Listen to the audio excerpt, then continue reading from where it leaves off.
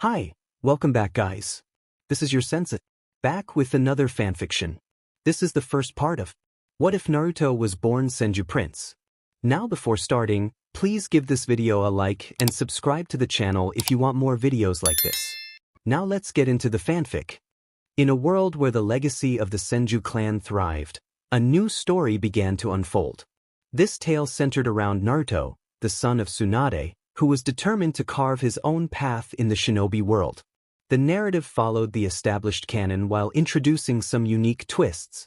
Nawaki, Tsunade's younger brother, and Dan were alive, their presence adding depth to Tsunade's character.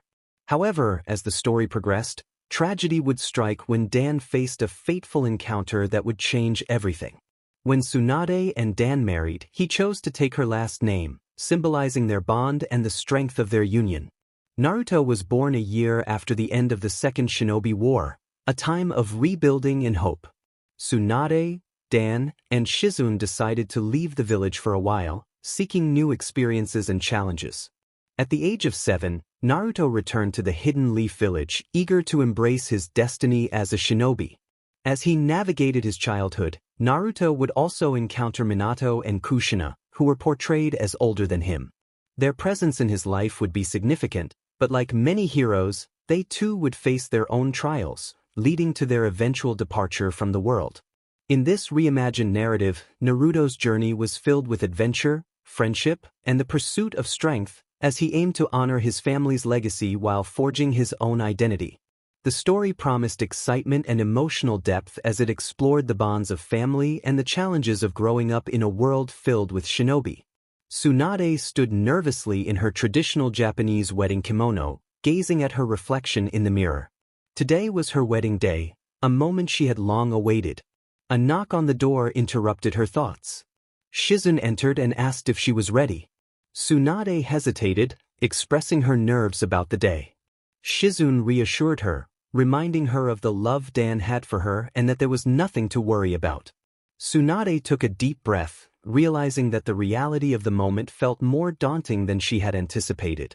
As they approached the doors, Hiruzen joined them and asked if she was ready. Tsunade nodded, and Hiruzen signaled her grandmother, Mito Uzumaki Senju, who began playing the bridal march on the pipe organ. Tsunade walked through the doors, her brother Nawaki scattering rose petals along the aisle. At the altar stood Dan, looking handsome and smiling at Tsunade. She reached him, standing before her bridesmaids, and they exchanged warm smiles. After the ceremony, Mito approached the newlyweds, congratulating them and expressing her pride in seeing her granddaughter married to such a wonderful man.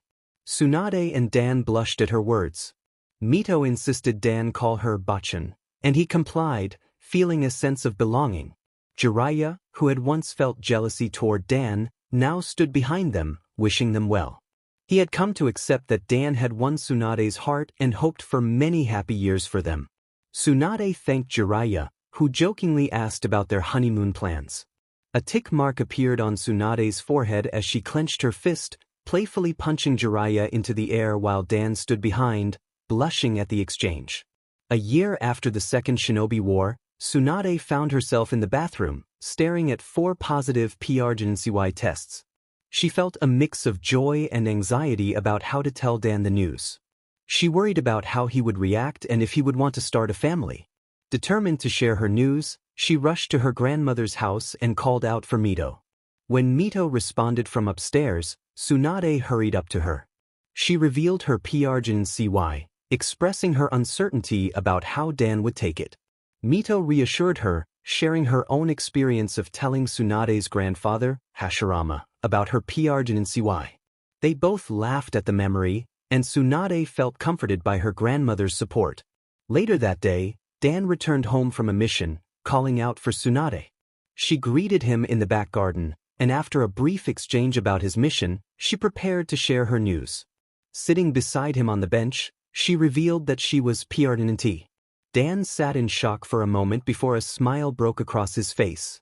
He expressed his joy and excitement, wrapping his arms around her and lifting her into the air as they both laughed. Dan's exuberant declaration that he was going to be a father echoed throughout the village, prompting a celebration for the new addition to the Senju clan. Tsunade and Shizun walked through the village supermarket, selecting various sweets. Tsunade expressed her desire for some snacks, mentioning items like dango, mochi, and pocky, playfully attributing her cravings to the baby. Shizun raised an eyebrow, questioning if it was too much, but Tsunade insisted it was the baby's wish.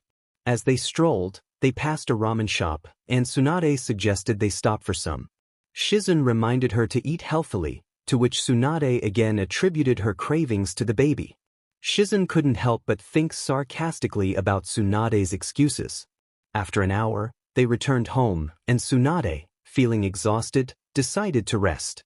That evening, the village buzzed with excitement for the Cherry Blossom Festival. A month later, the cherry blossoms were in full bloom, and Tsunade was due to give birth any day. On April 5th, while taking a walk with Shizun for some fresh air, Tsunade felt discomfort in her feet and decided to sit down. Shizun checked on her, and Tsunade assured her she was just tired. Moments later, Tsunade felt a sudden urge to use the restroom, but as she stood up, her water broke. Alarmed, Shizun rushed to her side, and Tsunade confirmed her situation. Suddenly, 5 ANBU members landed nearby, asking if she was all right. Tsunade urgently requested to go to the hospital, and the ANBU swiftly assisted her, with Shizun following closely behind. Once at the hospital, the nurses sprang into action. Tsunade endured the labor, expressing her frustration and calling for her husband. Just in time, Dan rushed into the room, announcing his arrival. A nurse instructed Tsunade to push during the next contraction. After a challenging labor, Tsunade and Dan finally met their son. Dan, nursing a broken hand, watched as the nurse took their son's blood for testing.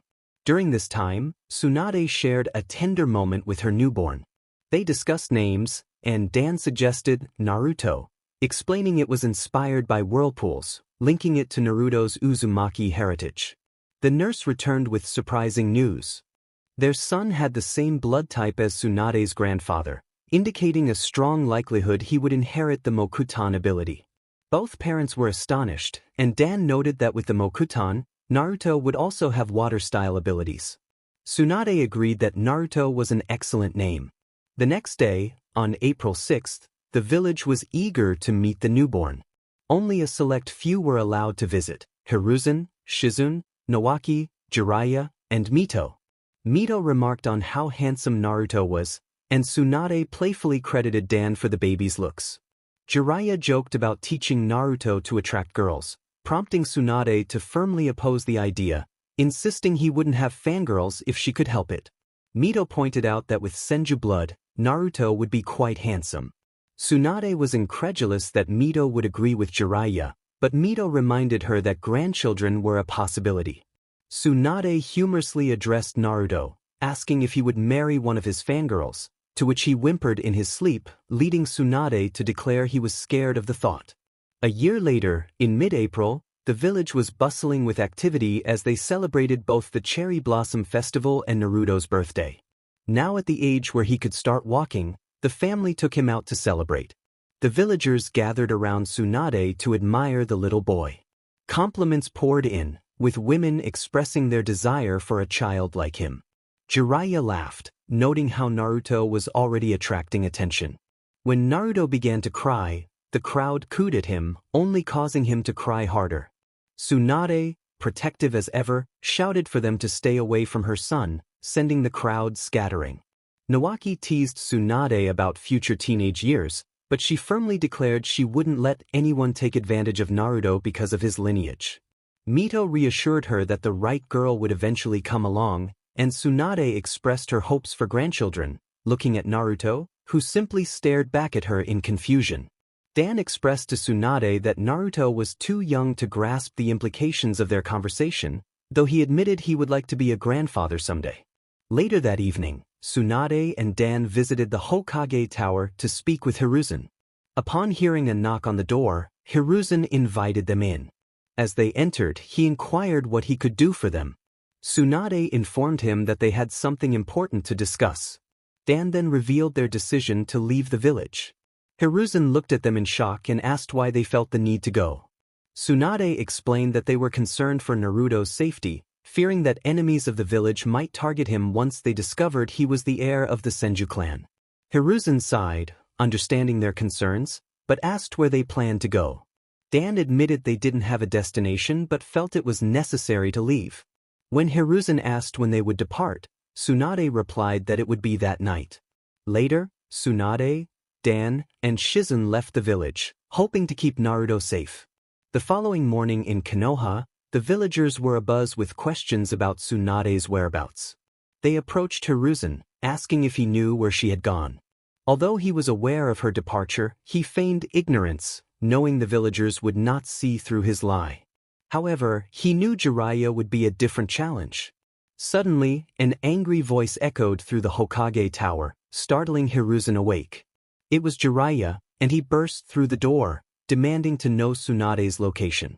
Hiruzen, despite being the Hokage, felt a wave of apprehension at Jiraiya's fierce demeanor.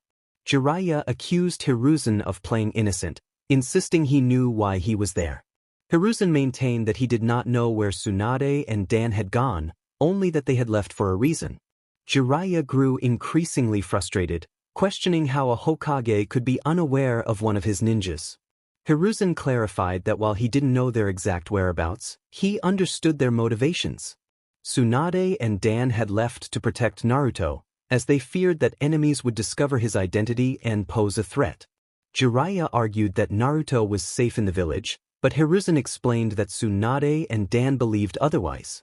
Jiraiya insisted that they could have protected Naruto with the ANBU, but Hiruzen pointed out that even if he had tried to stop them, Tsunade's strength would have made it impossible. Jiraiya sighed, acknowledging that Tsunade was indeed formidable, especially when it came to protecting her son. Hiruzen hoped they would be all right and that they could ensure Naruto's safety. In the land of Tea, 3 years had passed since Dan, Tsunade, and Shizun left Konoha. On a sunny day, Tsunade was preparing a traditional breakfast in their home. Dan came down the stairs and greeted her, curious about the delicious aroma wafting through the air. Tsunade informed him that she was making steamed rice, miso soup, and rolled egg omelets. Dan complimented her efforts and asked about the occasion. Tsunade explained that they were starting Naruto's training.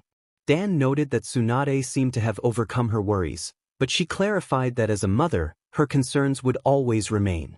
She expressed that a mother's worry never truly fades, especially when it came to the dangers of being a ninja.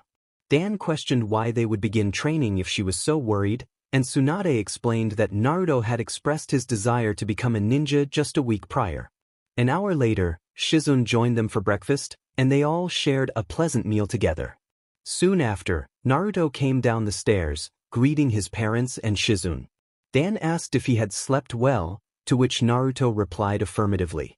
Tsunade then asked Naruto how he felt about starting his training that day. His eyes lit up with excitement at the prospect, and he eagerly confirmed his interest in beginning his journey as a ninja. Naruto eagerly expressed his desire to start training immediately, devouring his breakfast with enthusiasm. Dan, Tsunade, and Shizun chuckled, reminding him to slow down to avoid choking. Once he finished, Naruto announced that he was done, prompting Tsunade to instruct him to brush his teeth and change. A day earlier, in the Land of Fire, peace had reigned for 4 years, yet many wondered about Tsunade and their Senju prince. Jiraiya had decided it was time to travel again for research and perhaps to find his legacy. As he approached the Hokage tower to inform Hiruzen of his departure, he knocked on the door and entered upon hearing the invitation. Jiraiya greeted his sensei and shared his intention to travel. Hiruzen inquired about the reason behind this decision. Jiraiya explained his need for new experiences and the opportunity to conduct research while searching for his legacy, secretly hoping to find Tsunade along the way. Hiruzen, understanding Jiraiya's true motives, pointed out that he was likely seeking Tsunade. Jiraiya insisted that he only wanted to ensure she was all right and expressed his curiosity about Naruto's growth. Hiruzen sighed, granting Jiraiya permission to leave and asking him to send his regards to Tsunade. As Jiraiya made his way to the village gates, he spotted Mito and greeted her. She noticed his travel pack and asked where he was headed. Jiraiya cleverly replied that he was going to find Tsunade, knowing Mito would understand his true intentions. Mito, suspicious of his so-called research, insisted she would accompany him. Jiraiya hesitated, thinking she might not be fit for travel, but Mito, determined to see her granddaughter, insisted she was capable. After a brief packing session, Jiraiya and Mito arrived at the Senju family compound, where Nawaki greeted them with concern. Mito reassured him that she had simply gone out for fresh air. Nawaki noticed Jiraiya's travel pack and asked about their destination. Jiraiya confirmed he was going to find Tsunade, and Mito declared her intention to join him. Nawaki protested but was ultimately told to stay behind and watch over the compound. He reluctantly agreed, asking them to bring Tsunade back if possible. Jiraiya promised they would try. In the land of tea, two individuals stood in a clearing in the middle of the forest, Tsunade and her son, Naruto. Tsunade explained to Naruto that before they began serious training, they needed to focus on molding his chakra. She emphasized the importance of chakra control, stating that the training she was about to teach would help him learn to use his chakra effectively. This training would also give him a head start over his peers at the academy. The first exercise would be the leaf concentration practice. Naruto, curious, asked what that entailed. Tsunade described the method, which involved placing a leaf on his forehead and directing all his chakra to it, helping him avoid distractions.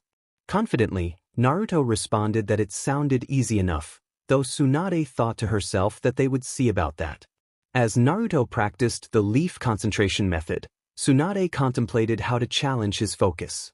Just then, Tonton, her pet pig, wandered into the scene, inspiring an idea in Tsunade's mind. She quietly beckoned Tonton over and whispered her plan. After receiving instructions, Tonton approached Naruto, who had his eyes closed in concentration. With a nod from Tsunade, Tonton began to tickle Naruto, causing him to lose his focus. The leaf fell from his forehead as laughter erupted from him. Naruto, still giggling, asked Tonton why she had done that. Tsunade chuckled and revealed that she had instructed Tonton to tickle him. Feeling a bit betrayed, Naruto questioned his mother's reasoning. Tsunade explained that she wanted to demonstrate how easily he could lose concentration. She reassured him that by continuing to practice, he would learn to resist distractions and sharpen his senses. She prompted him to list the 5 senses: sight, hearing, taste, smell, and touch. After Naruto listed them, Tsunade asked which senses he would rely on during the training, noting that his eyes were closed and he was seated. Naruto thought carefully and deduced that sight, taste, and smell were not options, leaving him with hearing and touch. Tsunade used an analogy about being in a dark cave to illustrate how those senses would guide him in challenging situations. Curious, Naruto inquired how hearing and touch applied to the training. Tsunade explained that while focusing on the leaf, he would need to rely on those senses since he could not see, taste, or smell anything significant. She described how a shinobi known as a sensor could detect others by sensing their chakra and vibrations. Tsunade then declared that she would attempt to sneak up on him, encouraging him to listen for her approach. Naruto agreed to the challenge, and as he concentrated on the leaf, Tsunade quietly tiptoed behind him. Although he couldn't hear her, he sensed a growing strength within himself and felt vibrations in the ground, along with a wave of emotions approaching. Just as Tsunade was within arm's reach, Naruto confidently stated that he could feel her presence and emotions. Tsunade was impressed, realizing that her son was indeed a sensor type. She encouraged him to keep concentrating, but her mind raced with thoughts of how to distract him. After a moment, she casually mentioned making ramen for dinner, knowing it would catch his attention. Instantly, Naruto lost focus, shouting excitedly about ramen. Tsunade smiled at her success in distracting him, while Naruto felt a wave of disappointment wash over him. After 5 hours of training, Naruto finally succeeded in the leaf concentration practice, marking a significant milestone in his journey. In the land of tea. It was the morning of the next day, and the Senju family was enjoying breakfast. Tsunade thought it would be a great idea for them to stay inside and relax, giving Naruto a day to rest. She and Shizen walked to the supermarket to pick up some desserts. After 10 minutes of shopping, they began their walk back home. As they approached the outskirts of the village, they sensed the presence of 2 strong individuals. They looked in the direction of the approaching figures and assumed a defensive stance, ready to draw kunai and sunban if necessary. The two unknown individuals stopped as they neared the edge of the forest. It was too dark for Tsunade and Shizun to see their faces. Tsunade called out, urging them to reveal themselves. After a brief pause, the two stepped out of the forest. It was Jiraiya and Mito. Jiraiya greeted them casually, while Mito smiled warmly at Tsunade and Shizun. Tsunade was taken aback to see them.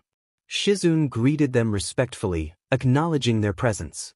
Time passed, and soon Dan, Tsunade, Shizun, Jiraiya, and Mito were seated in the living room, conversing over tea.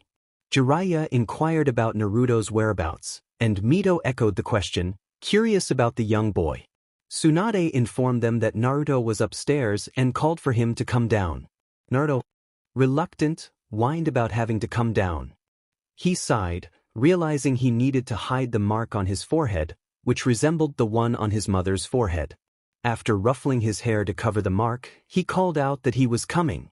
The others waited for him to descend. After a short while, Naruto appeared, spotting the two visitors. Tsunade introduced Jiraiya as her old teammate and Mito as his grandmother. Naruto shyly greeted them, and Jiraiya responded with a friendly remark. Mito expressed her happiness at seeing him again, but Naruto, confused, admitted he didn't remember her. Jiraiya explained that Naruto wouldn't remember them since he was just a baby during their last encounter. Shizun excused herself to prepare more tea, and Dan invited Naruto to sit down. As Naruto settled between his parents, Mito complimented him on growing into a handsome young boy and asked his age. Blushing, Naruto replied that he was 4 and acknowledged Mito as his grandmother. She encouraged him to call her Oba-chan, which he did, still blushing. Jiraiya, with a big grin, suggested Naruto could call him Aji-san, and Naruto happily complied. Tsunade then shared with Naruto that their family was almost like royalty, explaining their lineage from the powerful Senju and Uzumaki clans. Mito offered to tell him the history of their family, capturing Naruto's attention. As she spoke, he noticed that she too had a similar mark on her forehead, realizing it must have been inherited from her. Shizun returned with another tray of tea, and Mito began recounting her past as the princess of the Uzumaki clan from Uzushiogakure. Naruto listened in awe, marveling at the story. Tsunade felt pride as she watched her son's fascination. When Naruto expressed a wish to meet his great-grandfather and uncle, Mito reassured him that they would be proud of him. Encouraged by the adults' conversation, Naruto asked if they could visit Uzushiogakure now that he knew he was part Uzumaki. The adults exchanged glances, and Dan suggested it would be a great idea for a family trip, which Tsunade agreed to.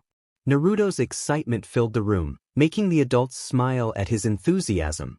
Later that night, Jiraiya and Mito stayed over for the week to spend time with Tsunade and her family. As Naruto prepared for bed, Tsunade entered his room, reminding him it was time to sleep. After getting into bed, Naruto called out to her, mentioning something strange that had happened that day. Tsunade's motherly instincts kicked in, and she asked what was wrong. Naruto explained that a peculiar mark had appeared on his forehead. Tsunade, confused, asked to see it. He pushed back his bangs to reveal the mark, and Tsunade was taken aback. She realized that her son had unlocked the strength of 100 seal at such a young age, something she had not achieved until she was 17. Naruto, sensing her shock, called out to her, worried. Tsunade quickly reassured him that there was nothing to fear and promised to explain everything in the morning. She kissed him gently on the forehead, right on the blue seal, and wished him good night. Naruto returned the sentiment, feeling comforted by her presence. It was early in the morning, and Tsunade and Mito were the first ones awake. Tsunade approached her grandmother with a sense of urgency, sharing important news about Naruto. Mito's concern grew as she listened, fearing something might have happened to her grandson. Tsunade reassured her that Naruto was fine but had experienced something remarkable. The night before, while tucking him into bed, Naruto revealed that he had unlocked the strength of 100 seal. Mito stared at Tsunade in disbelief. Her grandson had achieved this incredible feat at just 4 years old, something that had taken her until her 30s and Tsunade until 17 to accomplish. The revelation left Mito in shock, realizing that everything had changed. She and Jiraiya had planned to stay for a week, but now it seemed they would need to extend their visit. Mito offered to help train Naruto, knowing more about the seal than anyone else. Tsunade confirmed that she had already begun Naruto's training with the leaf concentration method. Mito expressed relief that he at least had a basic understanding of chakra usage. They speculated that the concentration method might have contributed to unlocking the seal, as it likely allowed Naruto to store chakra in his forehead. Tsunade noted that Naruto's chakra reserves were impressive, reminiscent of their grandfather. As the morning progressed, everyone in the house gathered for breakfast. Tsunade and Mito exchanged glances at Naruto, who felt their scrutiny and wondered if he had done something wrong. After finishing their meal, Tsunade instructed Naruto to brush his teeth while she and Mito shared the news with the others. Jiraiya remarked that a trip to Uzushio was now essential, and Mito agreed, stating it was the best place for Naruto's training. However, they realized they had only packed enough clothes for a week. Jiraiya added that returning to Konoha might cause unnecessary attention, but he would inform the Hokage about their extended stay. Dan assured them they would provide money for additional clothing, and Mito estimated they would need to stay for 2 months to ensure Naruto received the best training possible in Uzushio. Tsunade emphasized the importance of explaining the situation to Naruto so he wouldn't worry. Dan called for Naruto to come downstairs, and he quickly complied. Mito gently invited him over, ready to share the news about the mark on his forehead. She revealed the blue diamond seal and explained its significance as the strength of 100 seal, an advanced form of chakra control that allowed the user to perform techniques efficiently. Naruto was amazed by the information. Mito continued, explaining the forbidden technique associated with the seal, which could regenerate wounds and enhance strength. Tsunade elaborated on the techniques necessary to master the seal, including the creation rebirth technique, which could restore the body to its uninjured state. As they explained the seal's power, the others listened in awe. Naruto, being a bright child, absorbed the knowledge eagerly. Mito mentioned her own summoning technique, Katsuyu, which could heal others by dividing into smaller clones. The excitement of their discoveries filled the room, setting the stage for Naruto's incredible journey ahead. Tsunade explained that Naruto would be able to perform the summoning technique once he signed the contract. Jiraiya nodded, recalling the numerous times Tsunade had utilized that technique during the Second Shinobi War. Tsunade continued, sharing that they would be heading to Uzushio, where Naruto could learn about the Uzumaki clan. However, he would also be training there to master the seal. Naruto's excitement was palpable as he expressed his eagerness for the journey ahead. Dan mentioned that Jiraiya and Mito would be staying for a while, prompting Naruto to inquire about the duration of their visit. Jiraiya responded that they would be there for 2 months, which made Naruto cheer with joy. 14 years have passed. When Naruto was just 4 years old, he began to discover the powerful seal on his head and the power it contained. He traveled to Uzushio to train and learn about the Uzumaki clan. Now, at 18, Naruto has become a special medical jounin, nearing Kage level. After returning from Uzushio, Naruto and his family were ambushed by sound ninjas. In a brave act to ensure his family's safety, Dan stayed behind to confront the enemy, sacrificing himself in the process. Tsunade decided not to remarry after Dan's death, leaving Naruto to grow up without a father figure. A year later, Jiraiya returned for Naruto, bringing him back to Konoha to attend the academy. Naruto's uncle, Nawaki, became his sensei. Over the years, Nawaki taught Naruto everything he knew about their clan and its jutsus, making Naruto one of the strongest in the village, second only to the Hokage. During this time, Naruto also learned medical ninjutsu from his mother, mastering it with his exceptional chakra control. His great-grandmother taught him Uzumaki Fuinjutsu, making him a master of sealing techniques. Additionally, he learned to harness his Kekkei Genkai, Mokutan, elevating it to an A-rank jutsu. As the second most powerful person in the nations, after his mother, Naruto was respected and feared. While grocery shopping in his jounin uniform, Naruto was greeted warmly by the villagers, who treated him with respect as their village heir. He returned their kindness with waves and smiles. After gathering his supplies, he headed back to the Senju compound. Though he could have easily secured his own place, the Hokage and the civilian council would have gladly provided him with one. Naruto chose to stay with his great-grandmother and uncle, not wanting to be selfish.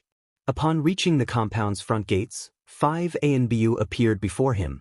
One of the masked figures informed him that the Hokage wished to speak with him. Naruto, slightly annoyed, agreed to follow them after asking a guard to take his groceries inside. The group then used Hiration to teleport to the Hokage's office. Hiruzen greeted Naruto warmly, inquiring about his well-being. Naruto, feeling a bit irritated, reminded the Hokage that he was supposed to be working in the hospital. Hiruzen dismissed the ANBU from the room and handed Naruto a folder, explaining that he needed him for a retrieval mission. A girl was arriving from overseas, and Naruto was tasked with escorting her back to Konoha. As Naruto opened the folder, shock washed over him when he saw the girl's name, Kushina Uzumaki, the princess of Uzushio, who would become the new Jinchuriki of the Nine Tails. Hiruzen explained that she was Naruto's distant cousin, which is why he trusted him with the mission. Naruto quickly asked when he would leave, and Hiruzen informed him that she would arrive in 20 minutes. With a nod, Naruto used Hiration to leave the office. At the docks, Naruto waited impatiently for the arrival of the ship. Finally, he spotted it on the horizon. As it docked, he saw both Leaf and Uzushio shinobi disembarking, along with a little girl with long red hair. One Leaf ninja apologized for the delay, and Naruto acknowledged him before greeting the Uzushio ninjas. Approaching the girl, who seemed shy and hesitant, Naruto introduced himself as her escort to Konoha. Kushina nodded, a blush creeping onto her cheeks. After about 10 minutes, they finally returned to Konoha. Naruto and the other Leaf ninjas signed back into the village at the gates. As they walked through the village, Naruto informed Kushina that they needed to stop by the Hokage's office to report their arrival. She shyly agreed. After an hour of paperwork to make Kushina a civilian of the village and enroll her in the academy, they exited the Hokage's office. Noticing Kushina's uncertainty, Naruto wanted to make her feel welcome. He suggested that she meet his great-grandmother, another Uzumaki, who would surely be excited to see her. Kushina's eyes lit up with hope at the thought of not being alone in the world. She expressed her excitement, realizing that if Naruto's great-grandmother was an Uzumaki, it meant they were family. Naruto chuckled and confirmed her assumption. Overwhelmed with emotion, Kushina hugged him tightly, expressing her gratitude for having family. Naruto, touched by her reaction, embraced her back and encouraged her to follow him. They used Hiration to teleport to the Senju compound. At the compound, the guards welcomed them upon recognizing Naruto. Once inside, he encouraged Kushina to make herself at home. She settled onto the couch while Naruto offered to get her something to drink. She requested water, and he quickly returned with a glass, which she thanked him for. Naruto decided to call for his grandmother. He walked halfway up the stairs and shouted for her, announcing that he had someone he wanted her to meet. The sound of slow footsteps echoed as Kushina felt a wave of nervousness wash over her. A woman's voice called out, asking who it was. Naruto, feeling a bit embarrassed, reminded her not to call him by that nickname in front of others while he helped her down the stairs. Once they reached the bottom, Kushina was taken aback by the woman's youthful appearance. She looked like she was in her 50s, despite being in her 90s.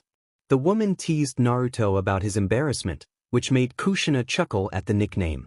Naruto shot her a playful glare before introducing the two. He told Kushina that this was Mito Uzumaki Senju, his grandmother, and in turn, introduced Kushina as a new member of the village. Kushina complimented Mito on her beauty, trying to be polite. Mito, surprised by the compliment, laughed and remarked on her age, noting how she was in her 90s but looked much younger. Kushina's eyes widened in astonishment at Mito's youthful appearance, and Naruto couldn't help but laugh at her reaction. He decided to leave the two women to talk and catch up, knowing they would have a lot to share.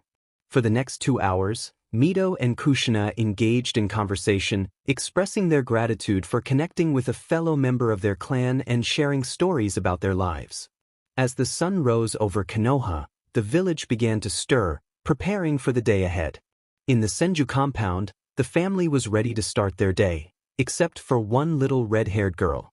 Kushina was still asleep in the room Mito had given her, snoring softly. Naruto entered her room to wake her for her first day at the Konoha Academy.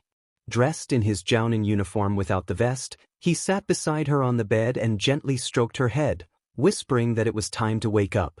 Kushina groggily opened her eyes to see Naruto beside her. She groaned, turned over and told him to go away. In response, Naruto sighed and yelled for her to wake up, startling her into full consciousness. Once she realized what had happened, she glared at him, asking why he had yelled. Naruto rolled his eyes and reminded her that she needed to get ready for the academy. He informed her that breakfast would be ready by the time she came downstairs. Kushina complained about having to go to the academy so soon after arriving, but Naruto encouraged her to think about catching up with the other kids. She nodded, realizing he was right, and hurried to get ready, knowing they had already lost precious time. 15 minutes later, Naruto complimented Mito on the delicious breakfast. She thanked him, and then he asked his uncle Nawaki if he could accompany them to the Hokage's office since he had to go there as well. Nawaki agreed, putting on his jounin vest. As they prepared to leave, both Naruto and Nawaki kissed Mito on the cheek, and Kushina waved goodbye before they stepped out the door. At the Hokage's office, Nawaki had already received his mission and left. Naruto waited to find out which class Kushina would be in. Hiruzen informed him that she would be in classroom. As Naruto turned to leave, the Hokage stopped him, revealing that he would be taking a genin team alongside Jiraiya. Naruto expressed concern about his responsibilities at the hospital, but Hiruzen reassured him that he would still be able to work there for the next 2 weeks before the team formations began. The Hokage encouraged Naruto, reminding him of his mother's strength and how medics had unique advantages in battle. He believed Naruto would make an excellent jounin sensei. Though irritated, Naruto reluctantly agreed. Hiruzen also suggested that Naruto spend some time with the students in Kushina's class to help the instructor and bring joy to the kids. After a sigh, Naruto nodded and left the office to find Kushina waiting for him in the hallway. He told her they had 10 minutes to get to the academy and took her hand as they walked out of the tower together. At the academy, they arrived on time for Naruto to fill out paperwork confirming Kushina's enrollment. Once he finished, he handed the forms back to the jounin at the front desk. As they walked down the hall toward classroom 12A, where Kushina was assigned, she felt a wave of nerves and tightened her grip on Naruto's hand. Naruto sensed that something was amiss. He knelt down to Kushina's height and asked what was wrong. Kushina, trembling, expressed her fear that others might not accept her and would make fun of her for being different. Naruto reassured her that he would be there with her, and if anyone teased her, he would handle it. In the classroom, Sango Tera, the class instructor, was trying to calm the students down. Frustrated, she raised her voice, demanding silence. The class quieted down, and Sango warned them to be respectful as they welcomed a new student. She called for the newcomer to enter. As the door opened, the students turned to see a little red-haired girl, and excitement erupted in the room. The students, including Sango, expressed their admiration for Naruto, who had just entered. All the girls, captivated by his charm, gazed at him with admiration, while the boys attempted to impress him. Naruto explained that the Hokage had asked him to assist with teaching the class, and Sango nodded in acknowledgement. The girls in the classroom were enamored with him, and Sango, in particular, had a significant crush on Naruto, which he was aware of.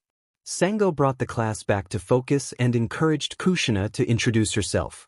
Nervously, Kushina looked up at Naruto, who nodded encouragingly. She then addressed the class, introducing herself with enthusiasm, though her verbal tics surprised her.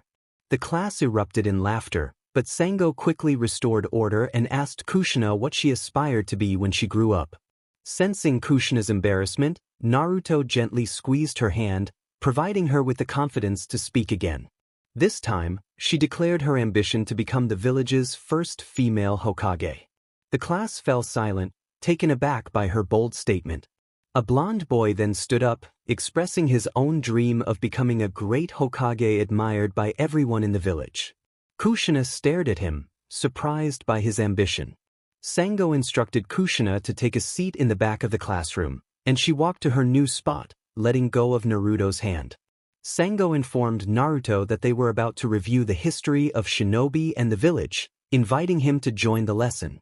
Naruto nodded in agreement. Sango posed a question about which clan initiated the history of shinobi, and several students raised their hands. Sango called on Minato, who answered correctly, identifying the Otsutsuki clan. Naruto joined in, asking why that was the case, prompting more hands to shoot up. Sango called on Shikaku, who explained that Kaguya, the first known member of the clan, had consumed the forbidden fruit from the god tree, granting her chakra and making her the only living being to possess it. The class chuckled at Sango's comment about Shikaku's attentiveness despite his usual sleepiness. Naruto continued the discussion, asking how chakra came to exist if Kaguya was the only one with it. When Hayashi answered that Kaguya had 2 children, Naruto followed up by asking for their names. Fugaku identified them as Hagoromo and Himura Otsutsuki. Naruto elaborated that 4 clans inherited something from Kaguya: Hagoromo, Himura, and Hagoromo's sons, Indra and Ashura, which included the Senju, Uchiha, Uzumaki, and Hyuga clans. The students were astonished to learn that there were 4 clans descended from the Otsutsuki clan. Naruto began with the Senju and Uzumaki clans, explaining that the first Hokage, Hashirama Senju, was married to Mito Uzumaki. Both clans were descendants of Azura Otsutsuki, which granted them a powerful life force and chakra. He shared that Mito was his grandmother, making Kushina his distant cousin. He noted that his grandmother was in her 90s and would likely live well over 100 due to the Uzumaki's strong immune system. Naruto informed the class that the Uzumaki clan originated in Uzushigakure and that there was an alliance with them due to his grandparents' marriage. He explained that the Senju symbolized their friendship by incorporating the Uzumaki emblem into Konoha's flak jackets. He also highlighted the Uzumaki's expertise in Fuinjutsu, which earned them respect in the ninja world. Next, Naruto discussed the Uchiha clan, descendants of Indra, who inherited powerful spiritual energy and chakra through their lineage. He explained the historical conflict between the Uchiha and Senju clans, rooted in their differing philosophies about peace. Finally, he introduced the Hyuga clan, descendants of Himura, who possessed the Byakugan, the eyes of Kaguya and Himura. He concluded by noting that all these clans were distant cousins of each other, leaving the students in awe of the rich history they had just learned.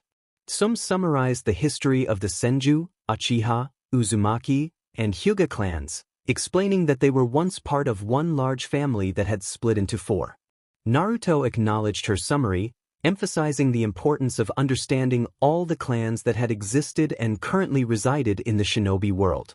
Although he was not their teacher, he encouraged the students to study the clans, promising to test their knowledge by the time they graduated.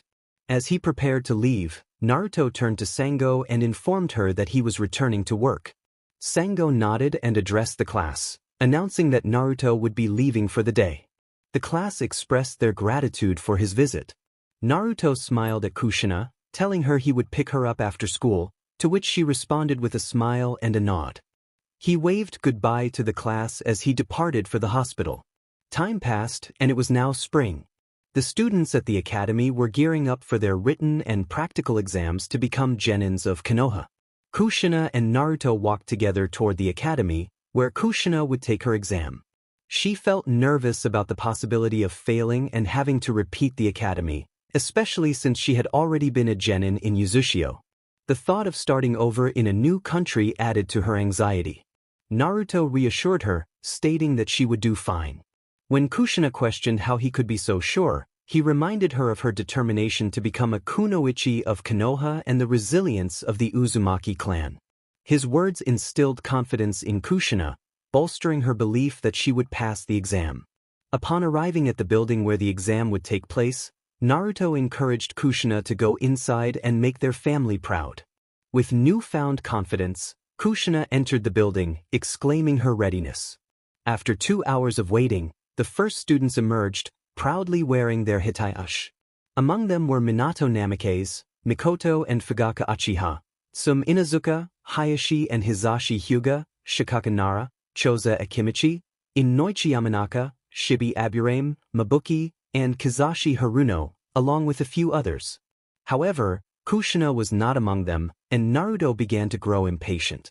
Finally, after what felt like an eternity, Kushina emerged, proudly displaying her Hitai-8 on her forehead. She joyfully announced her success, and Naruto's eyes widened with excitement. He rushed to her, lifted her off the ground, and spun her around in celebration. Filled with pride, he declared that this called for a celebration. As they celebrated, Kushina's classmates and their parents came over to congratulate her. Mikoto, her best friend, expressed her confidence in Kushina's abilities. One of the parents congratulated Naruto on having another shinobi in the family and inquired about his upcoming birthday. Naruto admitted he had no plans but would take some time off work, prompting laughter from the parents. Naruto called for Kushina, who eagerly hopped onto his back as they made their way home. They chatted about the exam and what they could prepare for her graduation celebration. At the Senju compound, the family gathered to enjoy ramen in celebration of Kushina's achievement, including her favorite salt ramen and dango for dessert. Nawaki praised her, expressing pride in her accomplishment. Naruto suggested it was the perfect time for Kushina to begin her medical training, which excited her greatly. He assured her that he would also help her develop superhuman strength. With 2 days off before returning to the academy, Naruto explained that they would start her basic training the next day. He warned her about the survival test she would face with her future jounin, emphasizing the importance of teamwork. Although 2 days would not be enough for extensive training, he hoped to strengthen her punches and teach her basic medical ninjutsu. Kushina nodded in agreement, and Naruto instructed her to get ready for bed if she wanted to wake up early for training. After saying goodnight to everyone, Kushina headed upstairs. Once she was gone, Naruto asked Mito when she planned to tell Kushina something important. Mito replied that she was waiting for the right moment, and the three of them fell into a thoughtful silence. The next day, at 5 o'clock in the morning, Naruto quietly made his way to Kushina's room, careful not to wake Mito or Nawaki. He entered her room and gently shook her awake. Kushina groaned, still groggy, and checked the time, surprised that it was so early. When Naruto reminded her about their training, she quickly sprang to life, eager to get started. He instructed her to get dressed and meet him outside, ready to begin their training. After 5 minutes of waiting, Kushina finally stepped outside. Naruto informed her that they were going to the hospital. Both of them walked toward the hospital, greeting the nurses along the way. At the hospital, they made their way to Naruto's office located at the back. Upon entering, Kushina's eyes were immediately drawn to the shelves filled with seals and books. Naruto explained that the first thing he would teach her was the mystical palm technique, but first, she needed to know about human anatomy. He asked if she had learned about it back in Uzushio, to which Kushina nodded affirmatively. Naruto smiled, pleased that they could jump straight into training. He walked over to his bookshelf, retrieved a large scroll, and laid it on the table. After opening it and releasing the seal, a small dead fish lay in the center of the scroll. Confused, Kushina asked why there was a fish. Naruto explained that this was a common practice for all medical nin when they began their training, with the goal of resuscitating the fish. Kushina was intrigued and questioned how they could bring it back to life.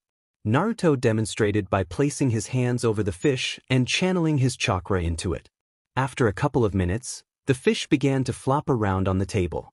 Amazed, Kushina watched as Naruto placed the fish into a tank next to his desk.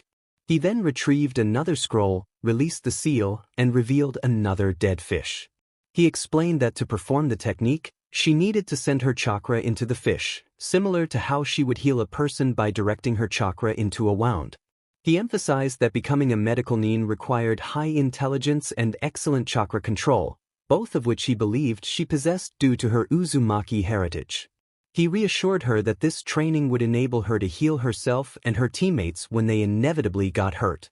Naruto instructed Kushina to focus on the fish and do exactly as he did. She closed her eyes, placed her hands over the fish, and concentrated on healing it. He encouraged her to imagine her chakra enveloping the fish and bringing it back to life, urging her to put all her effort into it. After 2 hours of intense focus, Kushina exclaimed that she had succeeded. Startled awake, Naruto looked over to see the fish flopping around. He urged her to return it to the water before it could die again. Excitedly, Kushina placed the fish back into the tank and jumped on Naruto, hugging him tightly. He chuckled, acknowledging her success but reminding her that mastering the technique would take more practice. Naruto then carried Kushina outside, where the sun shone brightly on a beautiful spring day. They walked to a nearby lake, where Naruto set her down and explained that now that she could resuscitate a small fish, they would see if she could do the same for a much larger quantity. Taking a deep breath, he bit his thumb and performed the summoning technique, creating a large puff of smoke. When the smoke cleared, a giant toad appeared, and Kushina screamed in surprise. The toad retorted, clarifying that it was a toad, not a frog. Their playful banter was interrupted when they sensed Naruto's intense irritation.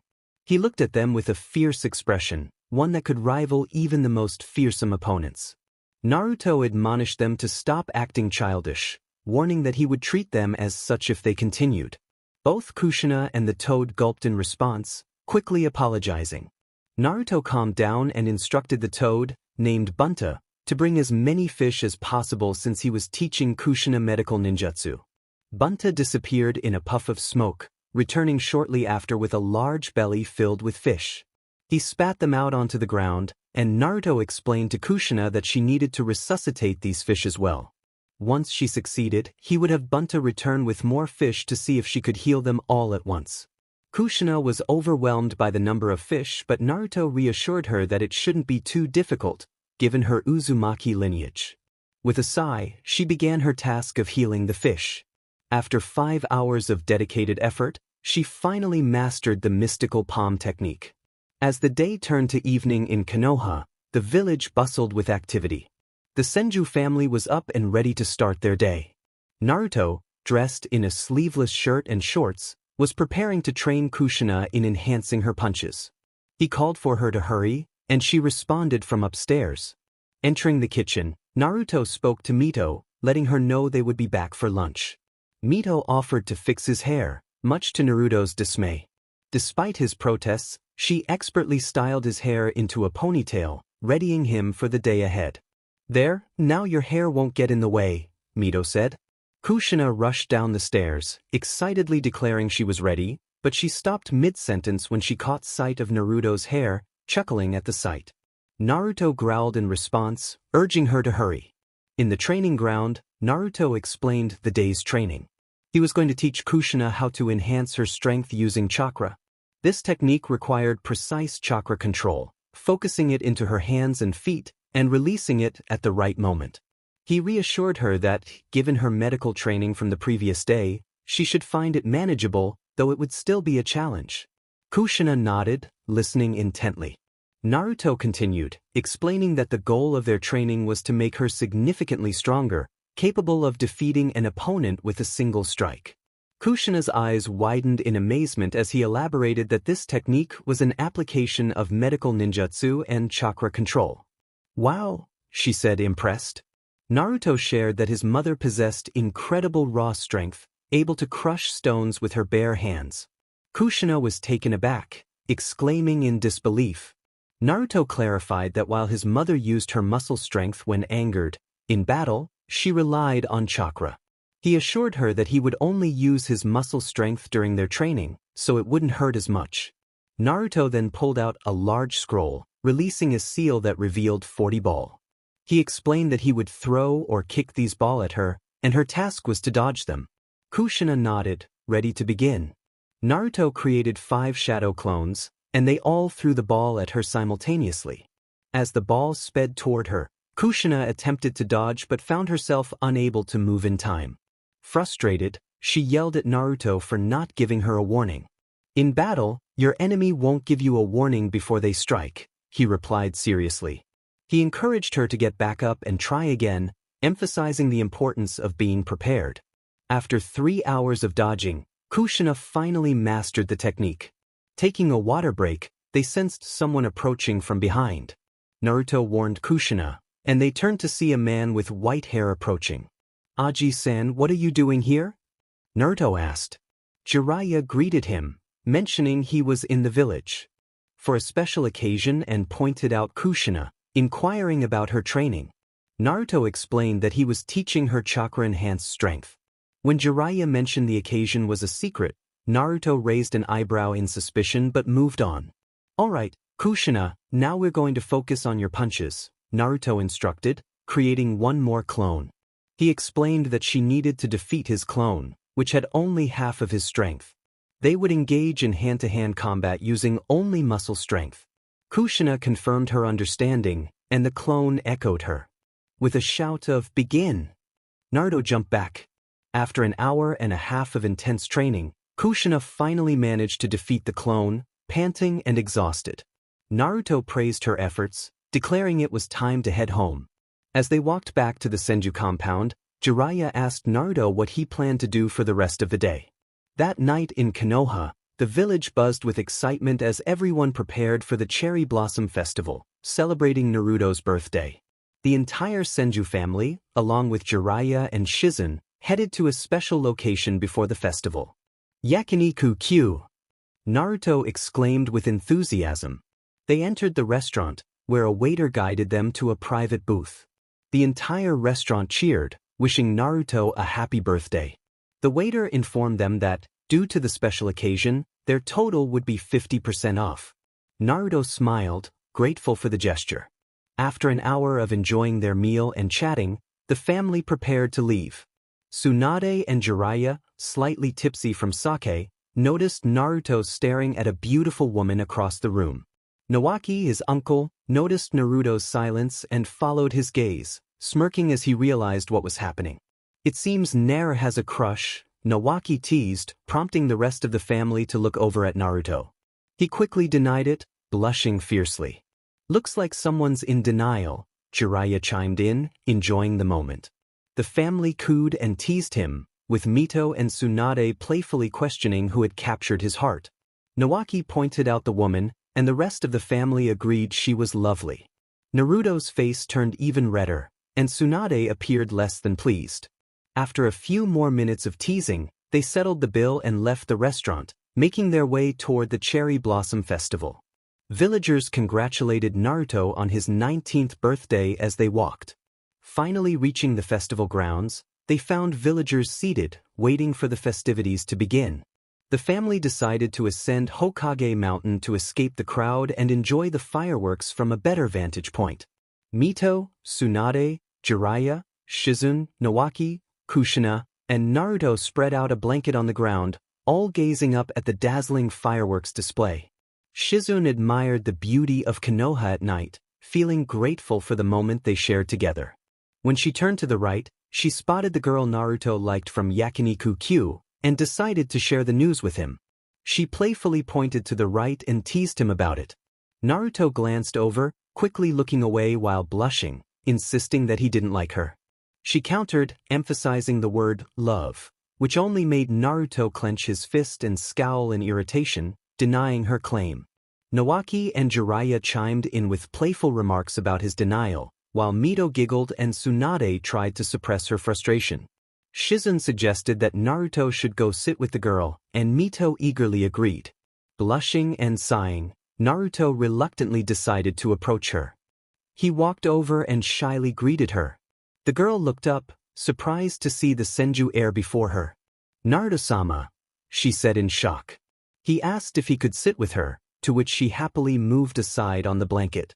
As he settled next to her, he inquired about her background, noting that she seemed to know him. She revealed that she was from Uzushio and explained that, as the second princess, she had to learn about her cousin clan, including the heir. Naruto's eyes widened in surprise. Another Uzumaki in Konoha? The only Uzumakis he knew were his grandmother and Kushina. The girl continued, mentioning that she knew his grandmother, Mito Uzumaki Senju, the wife of the first Hokage and the first princess of Uzushio. She giggled, calling him a real prince, which made Naruto smile and nod. Curious, he asked for her name. "My name is Ritsu Uzumaki," she replied. Naruto then shared that he had a cousin named Kushina Uzumaki, the daughter of the second Uzukage. Ritsu's eyes widened with excitement at the mention of Kushina, expressing her desire to see her. Naruto offered to introduce her to his entire family and asked about her relationship with Kushina. Ritsu explained that they had known each other since childhood, having played together when they were little. Encouraging her to follow, Naruto stood up and helped Ritsu to her feet. They walked over to where his family was gathered. Naruto introduced Ritsu, and his family reacted with shock at the presence of another Uzumaki. Ritsu greeted Mito respectfully, bowing, before turning to Kushina and expressing her joy at seeing her again. Overwhelmed with emotion, Kushina rushed to hug Ritsu, calling out her name. Naruto watched the heartwarming reunion with a smile, while the others looked on in confusion. Tsunade asked how Ritsu knew Kushina, and Ritsu explained their long-standing friendship.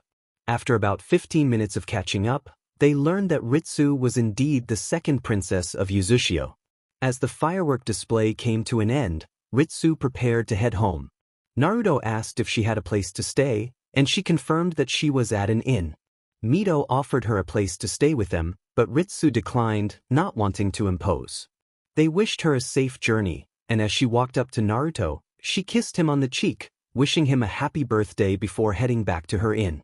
Naruto stood there, blushing and stunned by the kiss, a goofy smile spreading across his face. Tsunade, not pleased with the situation, began to drag him back home while the others giggled behind them. After a short walk, the family arrived home to find stacks of presents waiting for Naruto. Mito announced that it was time for gifts, and the guards placed the presents on the table. Mito handed Naruto her gift, which he unwrapped to reveal a katana. She explained that it was the sword she had fought with and felt it would be better suited for him, especially since he was a master in Kenjutsu. Gratefully, Naruto thanked her. Jiraiya then presented another gift, explaining that he, Nawaki, Kushina, and Shizune had all contributed to it. As Naruto opened the box, he found a white-sleeved cloak adorned with the Senju clan symbol. He tried it on, and it fit perfectly, prompting him to express his gratitude. Tsunade stood up next, announcing that it was her turn to give a present. She instructed Naruto to close his eyes. When he opened them, he found his mother's necklace around his neck, the very one her grandfather had given her. Shocked, he asked why she would give it to him. Tsunade explained that she believed her grandfather would want the heir of the clan to have it, wishing him a happy birthday as she kissed him gently on the forehead, right at the center of the seal.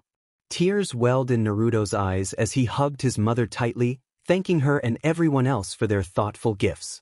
After a night filled with hugs and goodnights, the Senju family retired to bed, ready to face whatever the next day would bring. It was early morning in Konoha, and Naruto, dressed in his jounin attire, was preparing to take Kushina to the academy. He asked her if she was ready to meet her teammates, to which she replied that she wasn't really feeling it. Naruto reassured her, saying everything would be fine.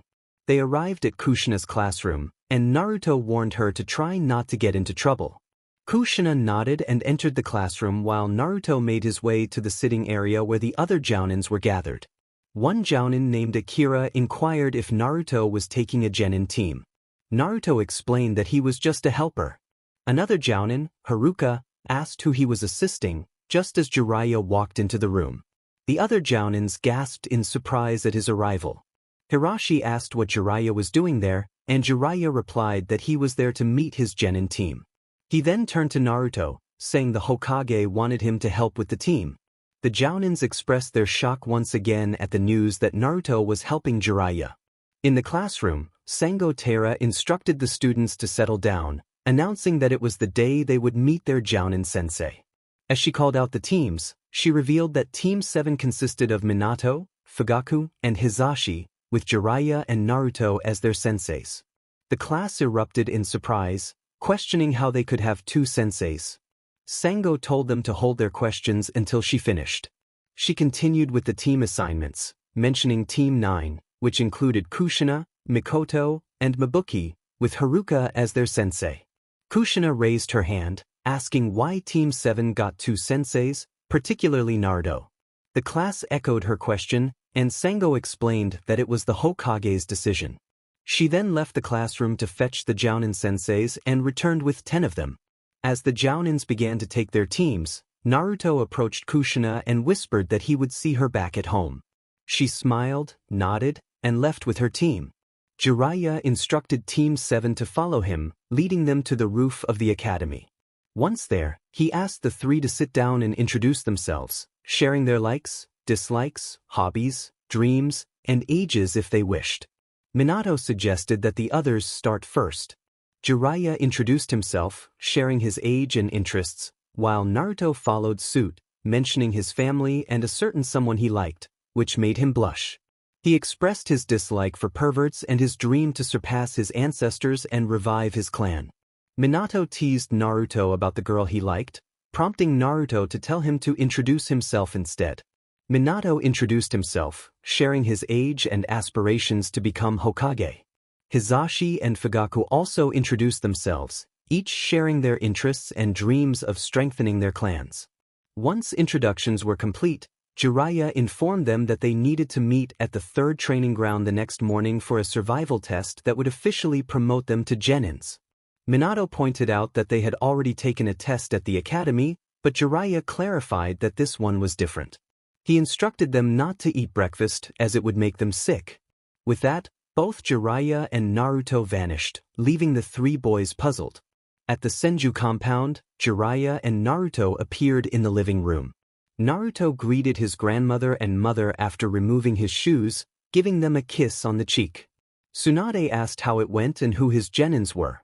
Jiraiya listed their names, and Mito raised an eyebrow at the unusual team composition of an Uchiha and a Hyuga.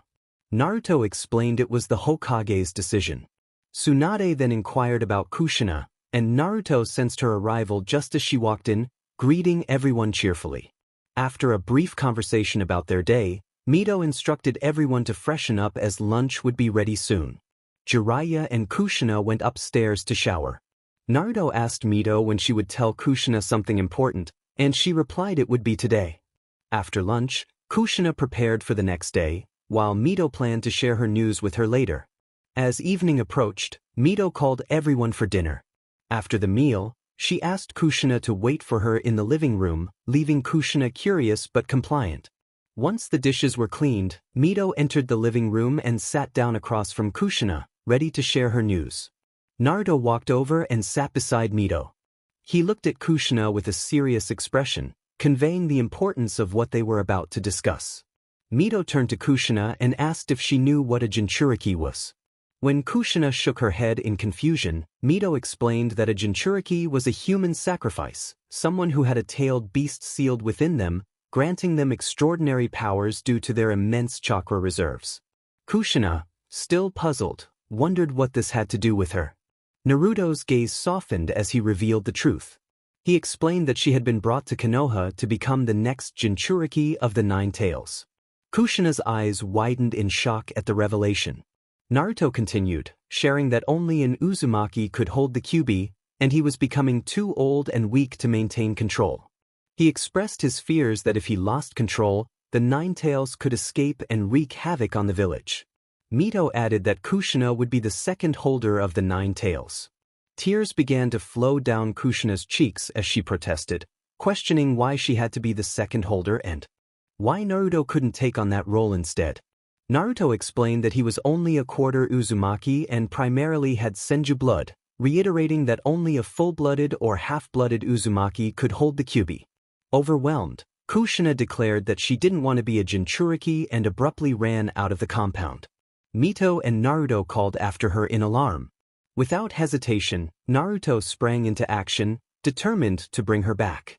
He quickly put on his shoes and rushed out the door. Naruto dashed toward the Hokage tower, entering and racing up the stairs to the Hokage's office, ignoring the Jounins at the front desk.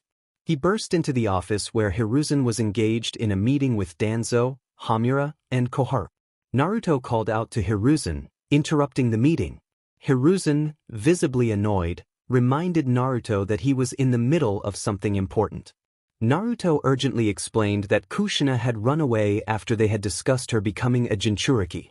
The room fell silent as Hiruzen processed the news. He quickly called for the ANBU, and about 20 of them appeared in an instant. Hiruzen instructed them that Kushina Uzumaki had fled and that their mission was to assist Naruto in finding her. With a unified response of "Hi," the ANBU, along with Naruto, vanished in a flash, ready to search for Kushina. Uzumaki Ritsu was an 18-year-old with a cheerful and fun-loving personality. She was known for her friendly demeanor, but those who crossed her when she was angry quickly learned that she had a strong character. Ritsu was not one to resort to violence, but her love for others was fierce enough that she would go to great lengths to protect them. Her striking gray eyes changed depending on the lighting, and she had a particular fondness for strawberries sprinkled with sugar. Ritsu had a younger sister, Princess Uzumaki Yumiko, who looked up to her. Ritsu possessed remarkable abilities. She was fast, had a deep affinity for rabbits, and held an important scroll that contained the techniques of the Uzumaki clan. Additionally, she was skilled in medical ninjutsu, making her a valuable asset to her friends and family. As the world of shinobi prepared for a significant change, the long-running series Naruto Shippuden was set to air its final episode. The anticipation was palpable among fans, with many expressing their sorrow at the conclusion of a beloved saga. The transition to Boruto, Naruto Next Generations marked a new chapter, but for many, the end of Naruto Shippuden was bittersweet. Ritsu, like many others, felt a mix of emotions as she reflected on the journey of Naruto and his friends. The adventures, the battles, and the friendships forged over the years had left a lasting impact on her heart. As she prepared to say goodbye to the series that had inspired her, she couldn't help but feel grateful for the lessons learned and the memories created. In the days leading up to the finale, Ritsu found herself reminiscing about her own journey as a shinobi. She had faced challenges and overcome obstacles, much like Naruto and his companions. The bonds she had formed with her sister and friends were a testament to the strength of their shared experiences. As the final episode approached, Ritsu gathered with her friends to watch the conclusion of Naruto's story. They shared their thoughts and feelings, reminiscing about their favorite moments and characters. The atmosphere was filled with excitement and nostalgia, a fitting tribute to a series that had brought them all together. With the final credits rolling, Ritsu felt a sense of closure wash over her. Though the story of Naruto had come to an end, she knew that the spirit of friendship, perseverance, and love would continue to live on in her heart and in the hearts of fans everywhere. The legacy of Naruto would inspire future generations, just as it had inspired her. It had been 2 hours since Kushina had run away. The Hokage had dispatched all of ANBU to assist Naruto in searching for her, but their efforts had yielded no results. ANBU members were scattered throughout the village, and the villagers sensed that something was amiss, though they were unaware of the details. Minato was out in the village to grab a bite to eat when he noticed the increased presence of ANBU. Curiosity piqued, he decided to follow them to uncover what was happening.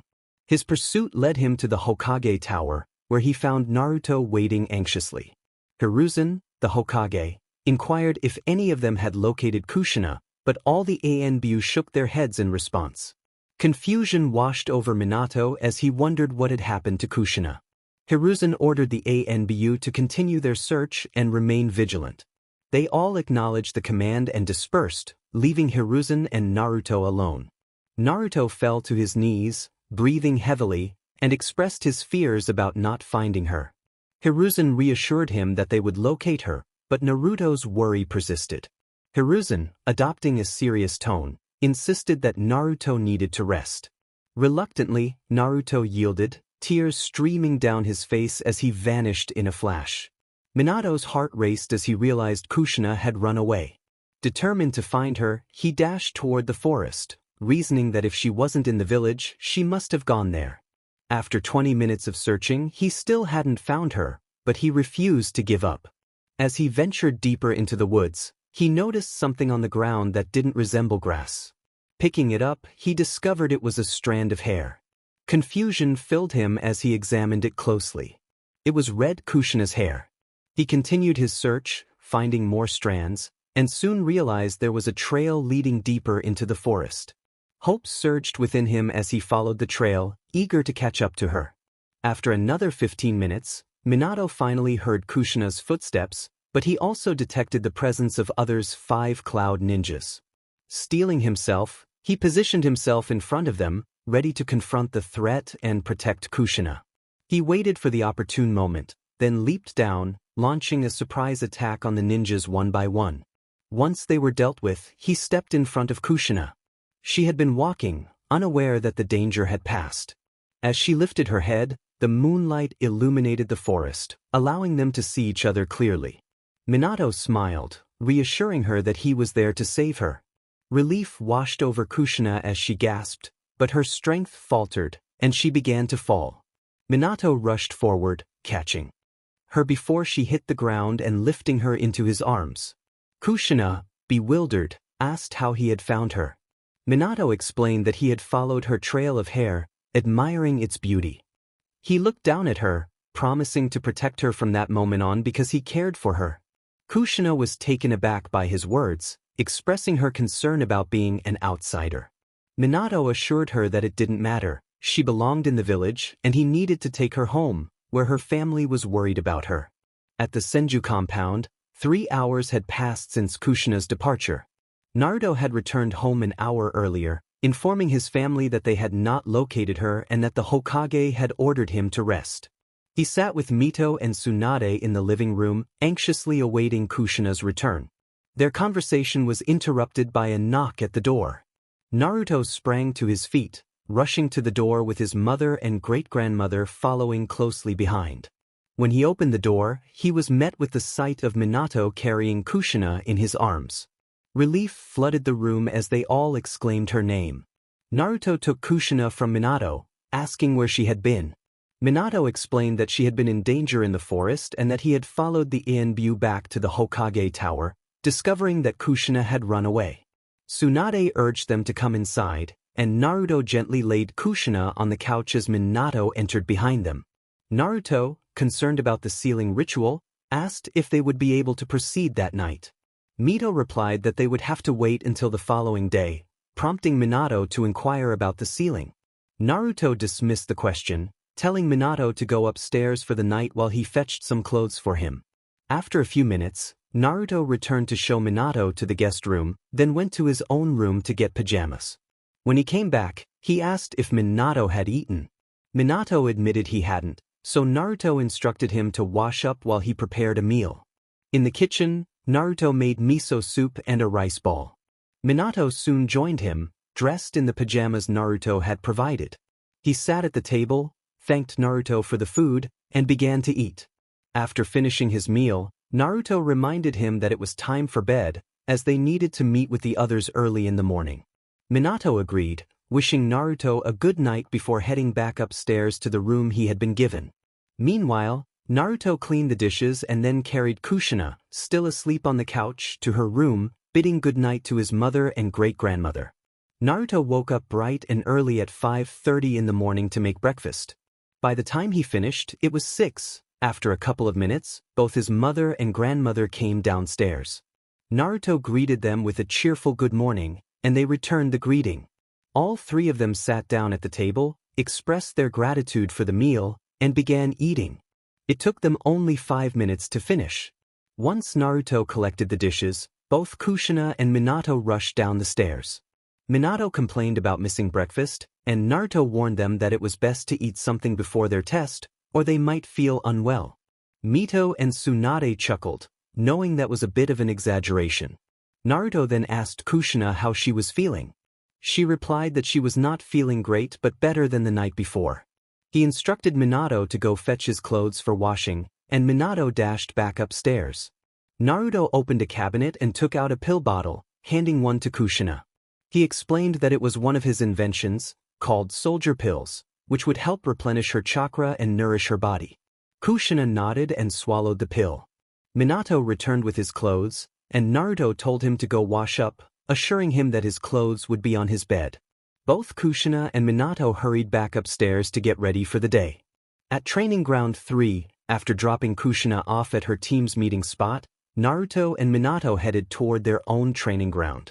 Upon arrival, they found Fugaku and Hizashi already waiting for Jiraiya. Hizashi asked if Naruto had seen Jiraiya, to which Naruto replied that he hadn't. The 4 of them waited for 5 minutes, which turned into an hour. Finally, Jiraiya arrived an hour and 30 minutes late. Naruto approached Jiraiya and, in a fit of frustration, punched him on the head, expressing his anger over the delay. The sudden shift in the weather mirrored Naruto's mood, turning from clear and sunny to cloudy and stormy, startling Jiraiya and the 3 genins. Back in the village, the villagers, including the Hokage, were concerned about the weather change until they heard a loud bang followed by screams.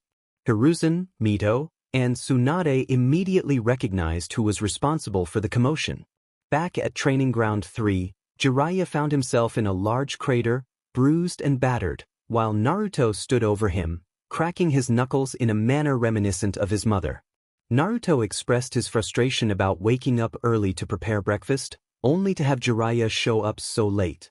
After calming down, Naruto knelt beside Jiraiya and began to heal him, asking where he had been. Jiraiya sheepishly admitted that he had been out with some girls and had gotten drunk. Naruto narrowed his eyes and squeezed Jiraiya's arm, warning him that he would have a serious conversation with his mother when they returned home. Once Naruto finished healing Jiraiya, he turned to find the genins hiding behind a bench, clearly intimidated. They thought to themselves that they should never make Naruto-sensei angry, as he was just like his mother. Naruto explained that the reason they were all there was to take a test, pulling out 2 bells. The genins were puzzled by the bells, and Naruto elaborated that this was the bell test, a form of examination for newly graduated academy students. He explained that failing to obtain a bell would mean being sent back to the academy for further training, and the entire team could be sent back for poor performance. The genins gasped in shock at the thought of being sent back. Jiraiya, finally emerging from the crater, confirmed that they had 1 hour to obtain a bell, and if they succeeded, they would need to explain the true meaning behind the test. Naruto set a timer on a wooden pillar for an hour and commanded them to scatter. The 3 genins quickly dispersed into the surrounding woods. Naruto observed that they were good at hiding, and Jiraiya agreed, suggesting that he would take the bells while Naruto defended. They both separated and ventured into the woods. After 5 minutes, the genins saw Jiraiya sitting on the ground, engrossed in a book, and they decided it was the perfect moment to strategize. Minato pointed out that the true meaning behind the test was teamwork, emphasizing that they needed to work together to succeed against their senseis. Hisashi reminded them that there were 2 bells, and even if one of them got a bell, someone would still be sent back to the academy. Fugaku suggested that they could share the bells, ensuring that everyone would have one. Meanwhile, Naruto grew impatient waiting for the genins to make their move. He glanced over at Jiraiya, who was still reading, and felt a surge of chakra coming from deeper in the woods. He quickly ran over towards Jiraiya. Fugaku unleashed a powerful fire technique, creating a massive fireball. In a swift motion, Naruto jumped in front of Jiraiya, using a water technique to extinguish the flames and create a thick mist. This obscured the genin's vision, giving Jiraiya the opportunity to hide. Seizing the moment, Naruto threw kunai equipped with explosive tags toward the genins. They quickly leaped into a tree to avoid the blasts, still searching through the mist, unaware that Naruto was approaching from behind. With a swift movement, Naruto executed a powerful attack, crashing down onto the branch where the genins stood, shattering it. However, the genins managed to jump off just in time, and Naruto vanished to a new location. When the mist cleared, the genins found both Naruto and Jiraiya had disappeared. Hisashi expressed his frustration, while Minato pieced together the situation. He explained that every time they attempted to attack Jiraiya, Naruto would intervene to protect him, which had just happened. Minato concluded that Naruto was safeguarding the bells. Hisashi voiced their dilemma, noting the challenge of facing 2 jounins, especially with Jiraiya being one of the legendary Sannin and Naruto being Tsunade's son. Minato suggested a plan. One of them would distract Naruto while the others went after Jiraiya. Hisashi volunteered for the distraction, and Minato instructed him to use his Byakugan to locate their targets. Hisashi activated his Byakugan and soon pinpointed both Naruto and Jiraiya's locations. He relayed the information to Minato and Fugaku, and they scattered towards their respective targets. While Minato and Fugaku pursued Jiraiya, Hisashi focused on Naruto. He waited patiently for the right moment to strike. After a brief pause, Hisashi leaped into the tree where Naruto was perched, attempting to land a hit with his gentle fist technique. Naruto swiftly dodged, realizing that Hisashi was distracting him to give Minato and Fugaku time to reach the bells. Determined not to let that happen, Naruto began to fight back, forcing Hisashi into a defensive stance. As Naruto landed several punches, he knew he had to end the fight quickly to reach Jiraiya. Gathering his chakra, Naruto unleashed a powerful attack that caused the ground to tremble and crack. Hisashi jumped back just in time to avoid the impact but was momentarily blinded by the dust, allowing Naruto to escape. Once the dust settled, Hisashi saw that Naruto had vanished. He surveyed the destruction left behind, feeling frustrated. Meanwhile, Naruto rushed towards Jiraiya, who was engaged in a struggle against Minato and Fugaku but managing to hold his ground. Naruto leaped into the air, executing another powerful attack that shattered the ground between Jiraiya and the Genins. Minato and Fugaku narrowly avoided the strike, and Hisashi quickly joined them. Minato emphasized the need for teamwork to defeat Naruto and secure the bells. Naruto, standing protectively in front of Jiraiya, began to form chakra around his hands, shaping it into small blades. Minato gasped in shock, recognizing the technique. He warned his teammates not to let Naruto touch them, explaining that it could incapacitate them without leaving visible wounds. Naruto acknowledged Minato's knowledge of his technique, revealing that he had developed it himself. He urged them to hurry if they wanted to get the bells. As he charged towards the Genins, Jiraiya wisely moved back, anticipating the chaos that would ensue. Naruto targeted Minato first, who struggled to evade the rapid attacks. Despite his efforts, Naruto managed to strike Minato, rendering his arm numb. With Fugaku and Hisashi approaching, Minato joined them in the fight. The three of them worked together, but they were quickly tiring and struggled to keep pace with Naruto's speed. As their movements slowed, Naruto seized the opportunity to strike again, hitting them in various places. Exhausted, the three Genins collapsed to the ground, unable to continue. Recognizing their defeat, Naruto dispelled the chakra blades. The timer on the wooden pillar rang, signaling the end of the test. Naruto exchanged a knowing glance with Jiraiya, and they both nodded in agreement. He addressed the Genins, asking them about the true meaning behind the test. Minato, panting heavily, responded with the answer, teamwork. Naruto smiled and confirmed their success, much to the Genins' confusion. Hisashi questioned the outcome, recalling that they believed they needed to secure a bell to pass. Naruto clarified that while securing a bell was important, the real lesson was about teamwork. He commended them for their cooperation and for attempting to work together against a Jounin, demonstrating their growth as a team. The test wasn't about obtaining a bell, it was about demonstrating that the three of them could work as a cohesive team, which they successfully accomplished together, Naruto explained. The three Genins smiled, laughed, and embraced each other as best as they could with their tired arms.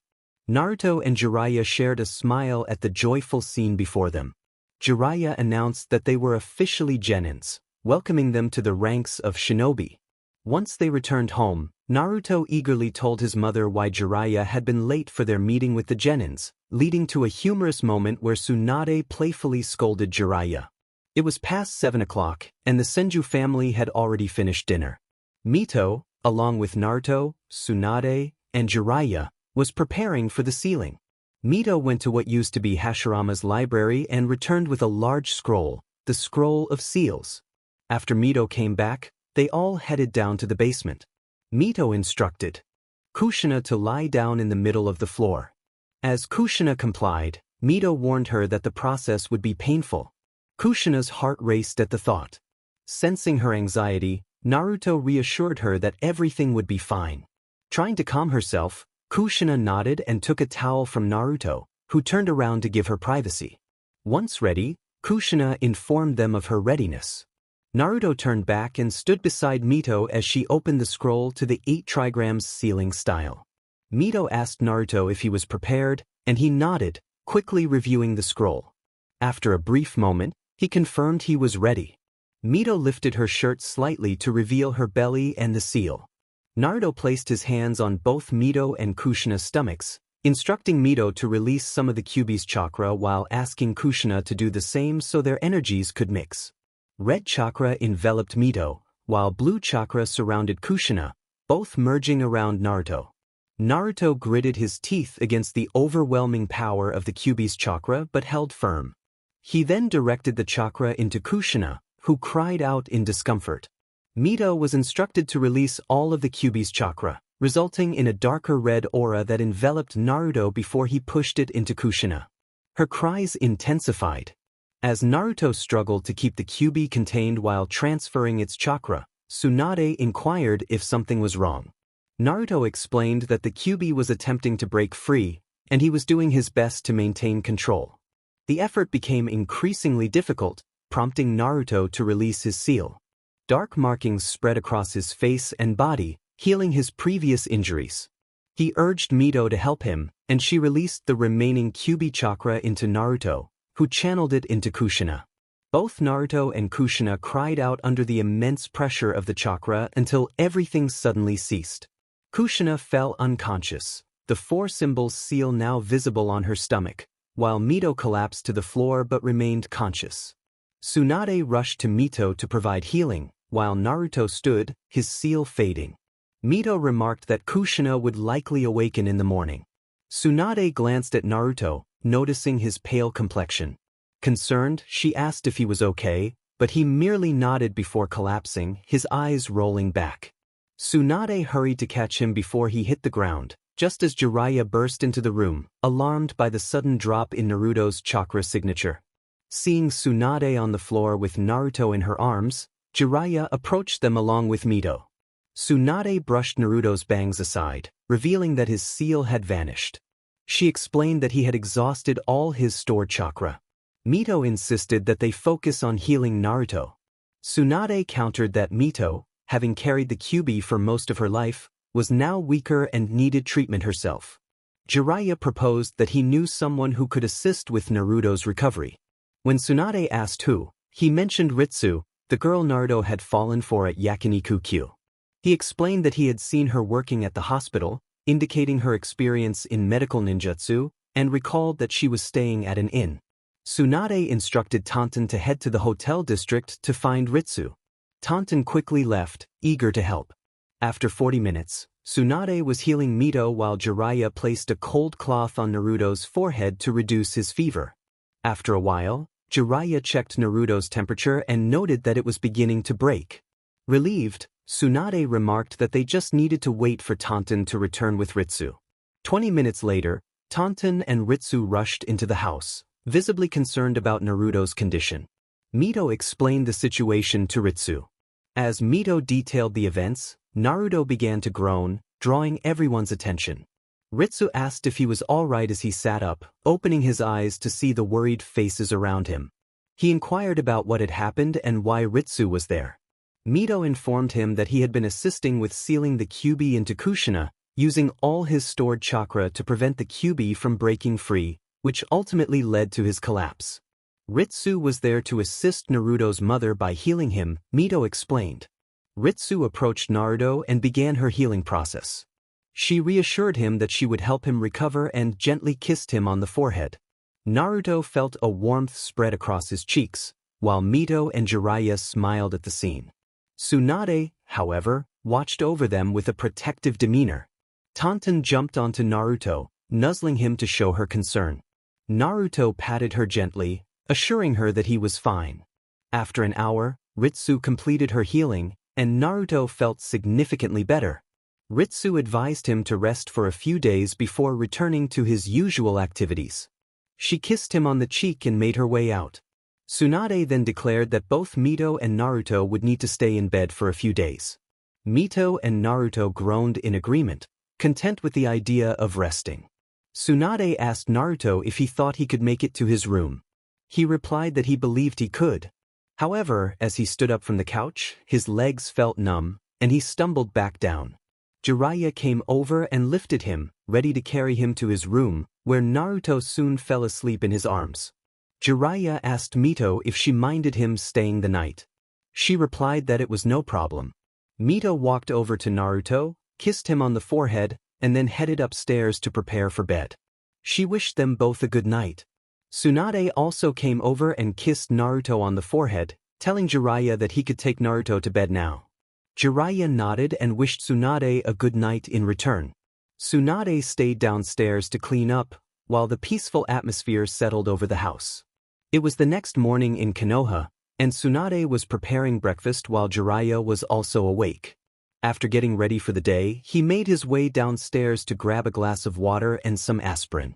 Upon entering the kitchen, he greeted Tsunade with a cheerful good morning, to which she responded in kind. Jiraiya reached for a cup in the cabinet and filled it with water, then asked if she had any aspirin. Tsunade nodded and retrieved some from a cabinet, inquiring if he had a headache. Jiraiya explained that it was for Naruto, and Tsunade acknowledged this with a nod. He then headed back upstairs to Naruto's room. Upon entering, he found Naruto snoring softly, a bit of drool escaping from the corner of his mouth, and a light sheen of sweat on his forehead. Concerned, Jiraiya placed his hand on Naruto's forehead and confirmed he had a fever. Gently shaking him awake, Jiraiya smiled as Naruto groaned and slowly opened his eyes. Jiraiya greeted him with a good morning, and Naruto blinked in response, returning the greeting.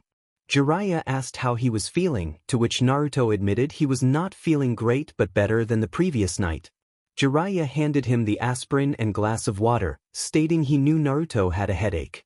Gratefully, Naruto took the pill and water, swallowed them, and set the glass on the nightstand beside his bed.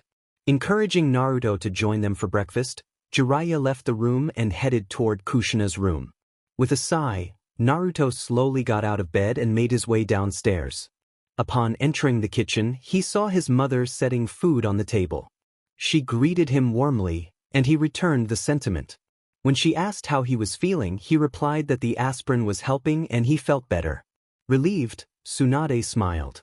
Jiraiya then came downstairs, mentioning he had woken Kushina, who was washing up. Once Tsunade finished setting the table, the three of them sat down together, said "Itsudikimasu," and began to eat. After a few minutes, Naruto noticed that Mito had not yet come down. He asked his mother about her absence. Tsunade explained that Mito was having breakfast in bed because she felt achy and wasn't very hungry, so she had made her some rice ball. Naruto asked if he could join her, and Tsunade agreed. Standing up from the table, Naruto grabbed a tray from the counter, loaded it with food, and headed toward Mito's room. He knocked on the door and waited for her to invite him in. When she called for him to enter, he carefully opened the door, tray in hand, and greeted her. Mito returned the greeting and smiled, saying she didn't mind if he joined her. Naruto walked in and sat on her bed, asking how she was feeling. She replied that she was better now but wanted to know how he was. He explained that he felt much better since Jiraiya had given him some aspirin, which brought her relief. Time passed, and it was soon time for Jiraiya and Kushina to leave to meet their team for picture day. All the teams that had passed the bell test were scheduled for a team photo. Just as they were about to leave, Naruto came downstairs with the tray in hand to see them off. Kushina noticed he wasn't dressed and asked why. He explained that he wasn't feeling completely well from the previous night, and his mother wouldn't let him leave the house until he was back to full strength. Disappointed, Kushina looked down, prompting Naruto to kneel beside her, kiss her forehead, and reassure her that he was fine and it wasn't her fault. She nodded, and he stood up, encouraging her to smile as he began to tickle her. Kushina burst into laughter, playfully trying to swat his hands away, begging him to stop. After a moment, he relented, wishing her a nice day as both Jiraiya and Kushina left the house, with Kushina waving goodbye. After dropping Kushina off with her team, Jiraiya walked over to where his own team was gathering. He hoped they wouldn't ask about Naruto, knowing he couldn't reveal the details of what had happened. Minato, one of the genins, called out to him, inquiring about Naruto's absence. Jiraiya quickly thought of a response, stating that Naruto wasn't feeling well, which raised concern among the team. Hisashi suggested they stop by the Senju compound to check on him, and Minato and Fugaku agreed. With a sigh, Jiraiya led the way toward the photo booth, the three genins following closely behind. After their team picture was taken, they visited a gift shop where Minato, Fugaku, and Hisashi decided to buy something for Naruto to cheer him up. They picked out a small get-well card and some doitsia flowers. Meanwhile, Naruto was in the backyard, practicing chakra control exercises and meditating to regain his In seal. It was a peaceful spot, free from distractions, perfect for his training. Suddenly, Tsunade called out to him from inside the house, announcing that Jiraiya and his team had arrived. With a sigh, Naruto stood up from the rock he had been sitting on, adjusting his bangs to cover the spot on his forehead. He walked inside to greet his team. In the living room, he found them waiting for him. He asked how their day had gone, and Minato excitedly handed him the team picture, saying it went great. Naruto admired the picture, expressing his regret at not being able to join them. Minato then presented him with the card and flowers they had brought, and Naruto accepted them with gratitude. He opened the card that read, "Get well, Naruto-sensei, from Minato, Fugaku, and Hisashi." He felt a warmth in his heart as he acknowledged their kindness. Fugaku inquired about how Naruto had fallen ill. Hisashi added that given Naruto's heritage as part Senju and part Uzumaki, he shouldn't be susceptible to sickness, as Uzumakis were known for their robust immune systems. A bead of sweat formed on Naruto's forehead. He knew there was no point in lying to them, as they were perceptive. Hisashi had pointed out that Uzumakis typically didn't get sick. Naruto explained that he wasn't truly sick but was suffering from chakra exhaustion. Minato quickly interjected that Uzumakis didn't experience chakra exhaustion. The three of them closed in on Naruto, their suspicions growing. They all demanded to know how he had gotten into this state. Overwhelmed and frustrated, Naruto felt a headache coming on. He didn't want to explain the events that led to his current condition, it was too complicated. In a moment of exasperation, he slammed his hand on the coffee table. "Stop pestering me," he exclaimed, causing the three Genins and even Jiraiya to cower in the corner. His mother yelled from another room, asking why he had broken the coffee table. Apologizing, he promised to fix it and turned his attention back to the kids. He explained that he was low on chakra. The previous day, he had gotten angry and had gone out to vent his frustration, ultimately exhausting all his chakra. That was why he hadn't been with them that day. They pointed to the broken table and asked what had caused that damage. Tsunade walked past them, casually stating that it was a demonstration of muscle strength. Naruto nodded in agreement, and the kids, still huddled in the corner with Jiraiya, widened their eyes in shock at their sensei's display of strength. They had known he was powerful, but they hadn't realized he could cause such damage without using chakra. After all, he was his mother's son. Naruto remarked that his mother was capable of crushing stones with just her muscle power. Just then, Kushina entered the house, taking off her shoes. Minato blushed at how beautiful she looked, while Naruto narrowed his eyes at the sight. Kushina greeted them and then noticed the broken coffee table, asking what had happened. Naruto simply replied that they had made him mad, earning a skeptical look from Kushina. She then handed him their team photo, and he complimented the three of them, causing Kushina to blush. She turned to Minato and asked to see his picture. He handed it to her, and she remarked on its quality, prompting him to return the compliment. Naruto then asked if they had eaten anything yet. When Fugaku replied that they hadn't, he turned to Kushina, who mentioned they had gone to the ramen shop. Naruto suggested going to Yakiniku Q for lunch, and the team enthusiastically agreed. With a smile, Naruto informed Kushina that his mother and grandmother were upstairs. She nodded and headed up. Naruto then turned to the broken table and used his Mokuton to fix it. He announced that he would change before they left and headed upstairs as well. After a brief time skip, Naruto, Jiraiya, and the team arrived at Yakiniku Q for lunch, where they unexpectedly encountered Ritsu. The Genins discovered that she was the one their sensei liked, leading to some playful teasing that resulted in a few bumps on their heads. It was 6 in the morning on May 14th in Konoha, and Naruto was up early, preparing a special breakfast for his mother. As he was in the middle of cooking, the front door opened quietly. Being a ninja, Naruto was immediately on high alert. He slowly walked into the living room and saw his uncle, Nawaki, taking off his shoes on the steps.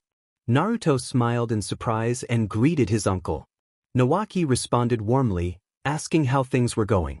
Naruto shared that everything had been fine and inquired about Nawaki's mission. Nawaki confirmed that the mission was a success and expressed his happiness at being back in time for Mother's Day.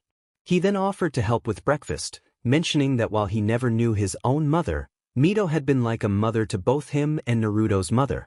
Naruto welcomed the help and led Nawaki into the kitchen. A few minutes later, Kushina came down the stairs and entered the kitchen. She explained that she wanted to do something special for Tsunade, whom she considered a mother figure.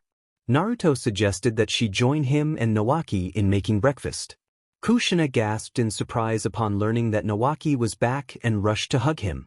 Nawaki reminded her to keep quiet so they wouldn't wake Tsunade and Mito and ruin the surprise. Naruto smiled as he continued preparing the food. After an hour, they finished cooking. It was 7 o'clock, and soon Tsunade and Mito would wake up. Naruto was setting the table when Kushina and Nawaki returned in more comfortable clothes. He asked them to handle the rest while he changed into something more appropriate. They agreed, and Naruto hurried upstairs. Once he was ready, Naruto rushed back downstairs, only to find Tsunade and Mito already at the table, enjoying the breakfast. Tsunade complimented him on his cooking, and Mito nodded in agreement. Naruto blushed and explained that he had help from Nawaki and Kushina. Mito asked what inspired him to make breakfast, and Naruto reminded them that it was Mother's Day. Their eyes widened in realization, and they smiled, thanking him in unison. After a few minutes of eating, there was a knock at the front door. Naruto got up to see who it was and opened the door to find Shizune standing there. He welcomed her in, inviting her to join them for breakfast. Shizune smiled and thanked him as she entered. Once inside, she greeted everyone and took a seat, enjoying the food. An hour later, Naruto decided to take a walk with Tsunade while waiting for her to finish changing. He planned to give her his gift during their outing. When Tsunade came downstairs in her regular attire, Naruto smiled and asked if she was ready to go. She nodded and they both walked out the door. As they strolled through the village, Naruto and Tsunade enjoyed their time together. They reached a quiet spot away from the noise, the perfect place for Naruto to present his gift. He told her he had something special for her, and she asked what it was.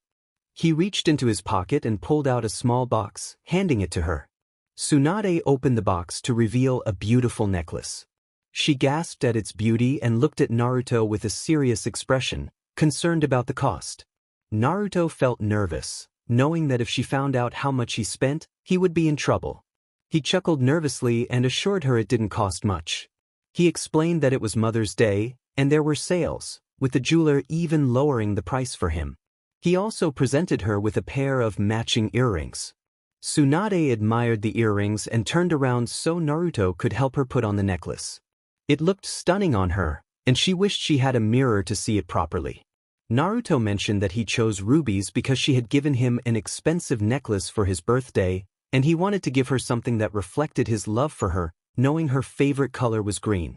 Tsunade smiled and hugged Naruto, thanking him for the thoughtful gifts. In that moment, she reflected on how much he resembled his father. Later, it was lunchtime, and Naruto and Nawaki took Tsunade and Mito out to eat, continuing their celebration of Mother's Day together. Tsunade and Mito decided to visit a restaurant that served sake, which meant Kushina couldn't join them. Instead, she and Shizune, along with a Naruto clone and a Nawaki clone, stayed at the compound to bake 2 cakes, one for Tsunade and one for Mito. Later in the afternoon, at 3 o'clock, Naruto, Nawaki, Tsunade, and Mito returned home. Naruto announced their arrival with enthusiasm as they all took off their shoes and settled onto the couch. Shizune and Kushina emerged from the kitchen, the 2 clones vanishing as they did. They welcomed the group back, and Naruto mentioned that it was too early to start dinner, so he planned to train until then, promising a special dinner for later. Shizune questioned why he needed to train, and Naruto simply brushed his bangs aside, revealing his forehead. Shizune gasped in shock upon noticing that Naruto no longer had the Byakugan seal. Concerned? She asked what had happened. Naruto explained that he had exhausted all his stored chakra while sealing the Kyuubi into Kushina.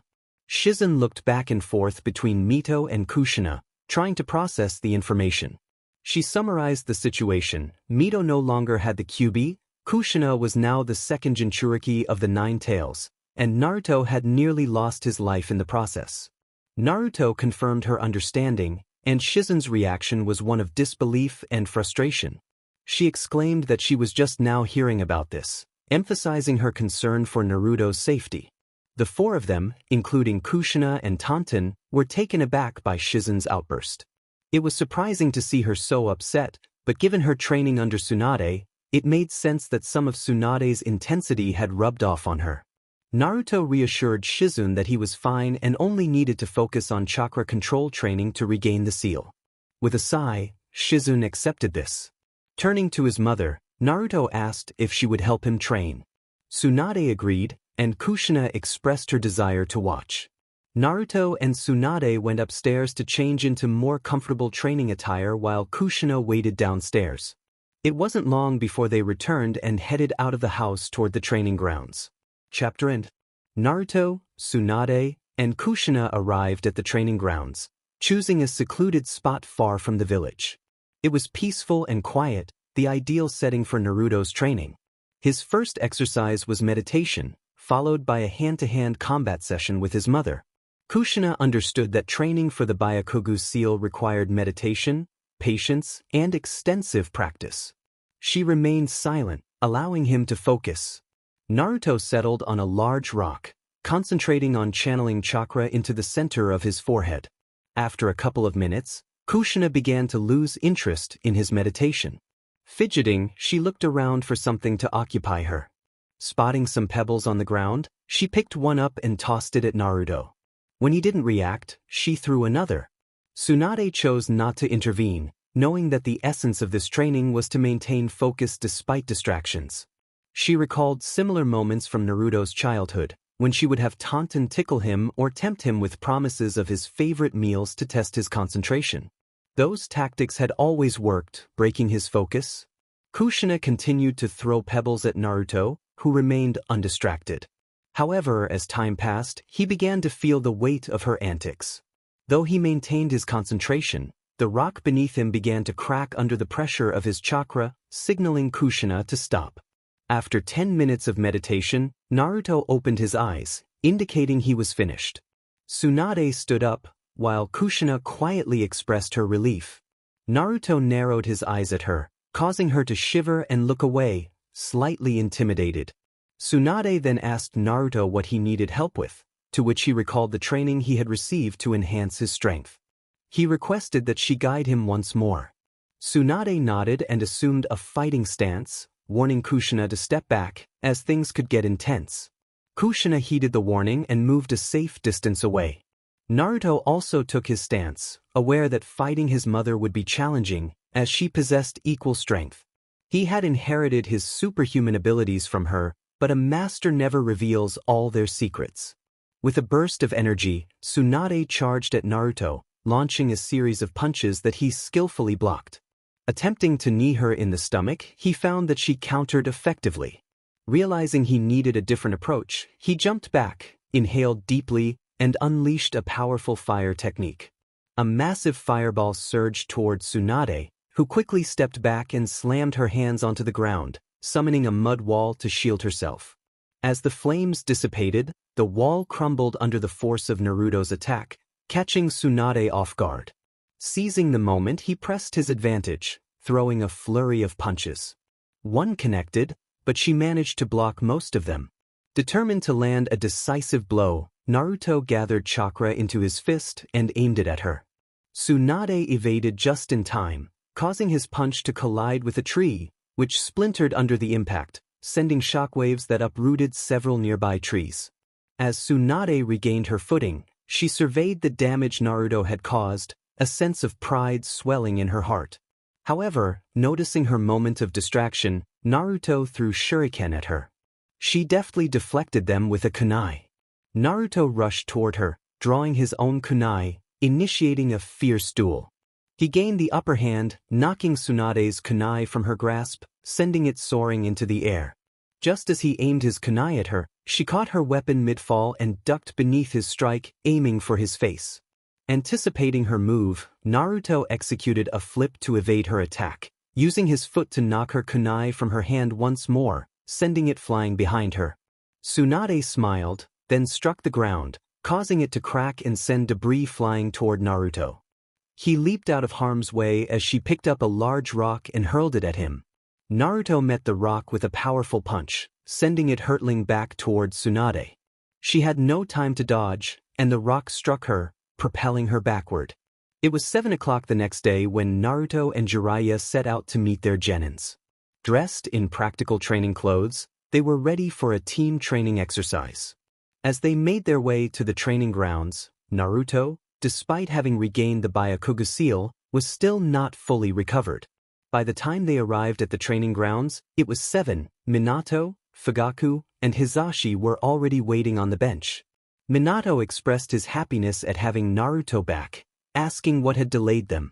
Naruto replied that they should be grateful for the extra time, as it allowed the genins to prepare for the day's activities. The genins exchanged confused glances, unsure of what their sensei meant. Hizashi inquired about the day's agenda, prompting Naruto and Jiraiya to share a knowing look before Naruto announced that they would be engaging in a team training exercise. The genins responded in unison, echoing the phrase, "team training exercise?" Jiraiya smiled and informed them that the first part of their training would involve stretches, followed by a 10-lap jog around the village. The genins were taken aback, groaning at the thought of jogging so early in the day. Naruto encouraged them to start stretching, motivating them to begin their training. He tied his hair back to keep it out of the way during their exercises. After an hour and a half of stretching and running laps, the genins finally earned a break, panting and sweating. Naruto and Jiraiya, accustomed to this level of training, wiped the sweat from their brows. Jiraiya, as the team leader, granted the genins a 30-minute break before moving on to hand-to-hand combat training. The genins would face both Naruto and Jiraiya at the same time, a daunting challenge given Naruto's proficiency in taijutsu, taught by his mother.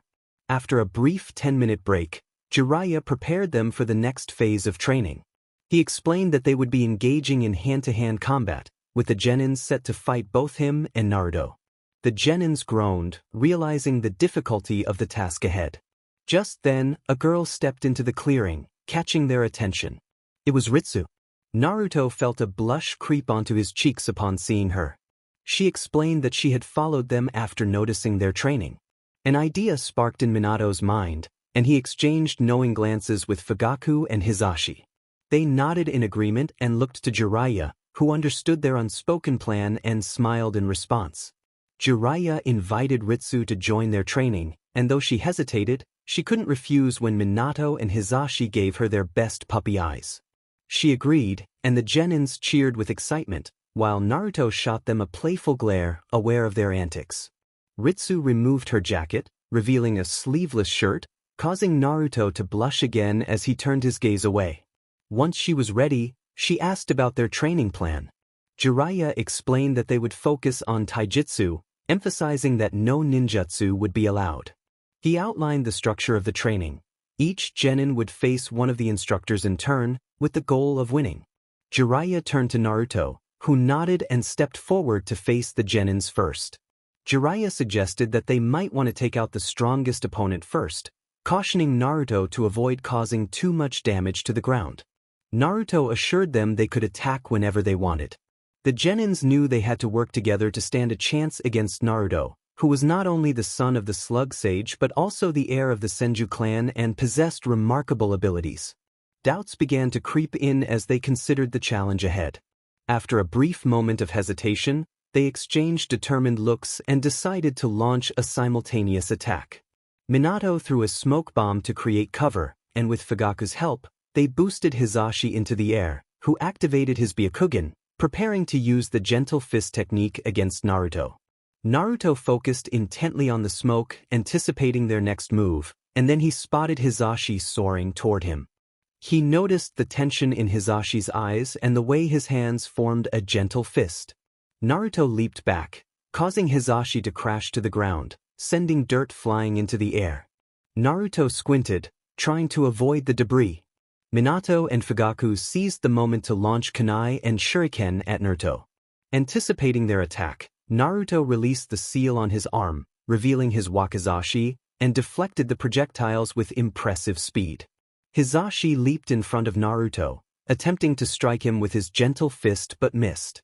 In a swift motion, he spun around, kicking Naruto's hand and sending the sword flying. Minato and Fugaku joined Hizashi, surrounding Naruto. They charged at him simultaneously, hoping to overwhelm him. With a powerful punch to the ground, Naruto created a shockwave that pushed the genins away. They raised their arms to shield their faces from the dirt, allowing Naruto to take advantage of the situation. Naruto dashed toward Minato and struck him while he was still recovering, sending him crashing into a tree. Fugaku and Hisashi turned at the sound of the impact, only to find Minato on the ground beside the fallen tree. Seizing the opportunity, Naruto rushed behind them and pushed them down, reminding them not to turn their backs on an enemy. The genin struggled to rise, feeling the weight of their exhaustion and pain. Naruto, observing their struggle, asked if they were giving up. Jiraiya and Ritsu watched from the sidelines, silently waiting to see if the boys would continue or concede defeat.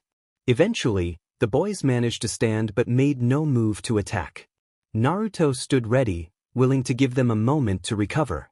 After a brief pause, he returned to his fighting stance, activating his chakra scalpel to signal his intent to attack. The boys mirrored his stance, preparing for what was to come. Naruto charged at them, and they instinctively backed away, recalling their previous encounters with the chakra scalpel's immobilizing effect. Hisashi attempted to strike from behind but had to retreat when Naruto turned his scalpel toward him. Minato unleashed shadow clones, but Naruto swiftly dispatched them with precise strikes. Fugaku rushed in from the side, only to be kicked away.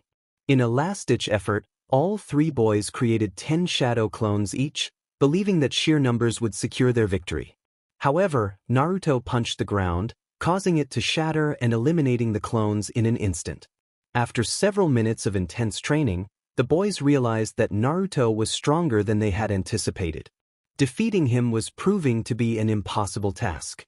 It was no surprise, considering Naruto's status as a special jonin, particularly a medical jonin with enhanced strength. He was the son of Tsunade, the legendary slug sage, and carried the legacy of powerful ancestors, including the first and second Hokages, along with possessing the Mokutan bloodline and the Byakugan seal. As the boys caught their breath, 3 NBU members appeared seemingly out of nowhere. One informed Naruto that he was summoned to the Hokage's office before they vanished. Naruto stepped back to address his friends, apologizing for the sudden departure and promising to continue their training later. He expressed regret to Ritsu for not being able to train with them, then vanished on his way to the Hokage's office. Upon arriving at the Hokage Tower, Naruto walked in without interruption from the receptionist, who recognized his summons. She couldn't help but notice his sleeveless shirt, the light reflecting off his slightly sweaty arms, causing her to blush. Naruto made his way up the stairs to the Hokage's office. After knocking on the door, he waited for permission to enter. When he heard the call to come in, he opened the door to find the Hokage at his desk, with the council members present, all eyes on him. He stepped inside, closing the door behind him, feeling the weight of their gazes. He had never been fond of the council. Shifting his attention to the Hokage, he asked if he had been summoned. Hiruzen smiled and gestured for him to take a seat. Naruto sighed but complied, sitting in the chair in front of the desk. "Naruto, we need to discuss you and the girl you like," Danzo stated, raising an eyebrow from Naruto. Hiruzen narrowed his eyes at Danzo before Naruto could respond. "What is it that we need to talk about?" Naruto inquired.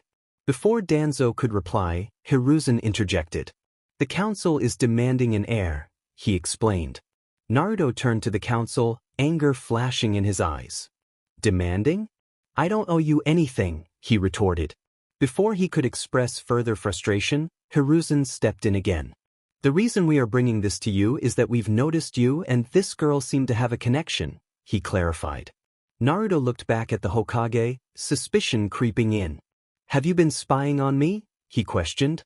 Hiruzen smiled, explaining that the village wanted to ensure their prince's safety, which required some level of observation. He then pulled out a folder from his desk and read aloud the details of Ritsu Uzumaki. Ritsu Uzumaki, born August 21st, from the Uzumaki clan, age 18, height 1.60 centimeters, weight 45 kilograms, blood type AB, from Yuzushiogakure no Sato, rank, medic, royalty.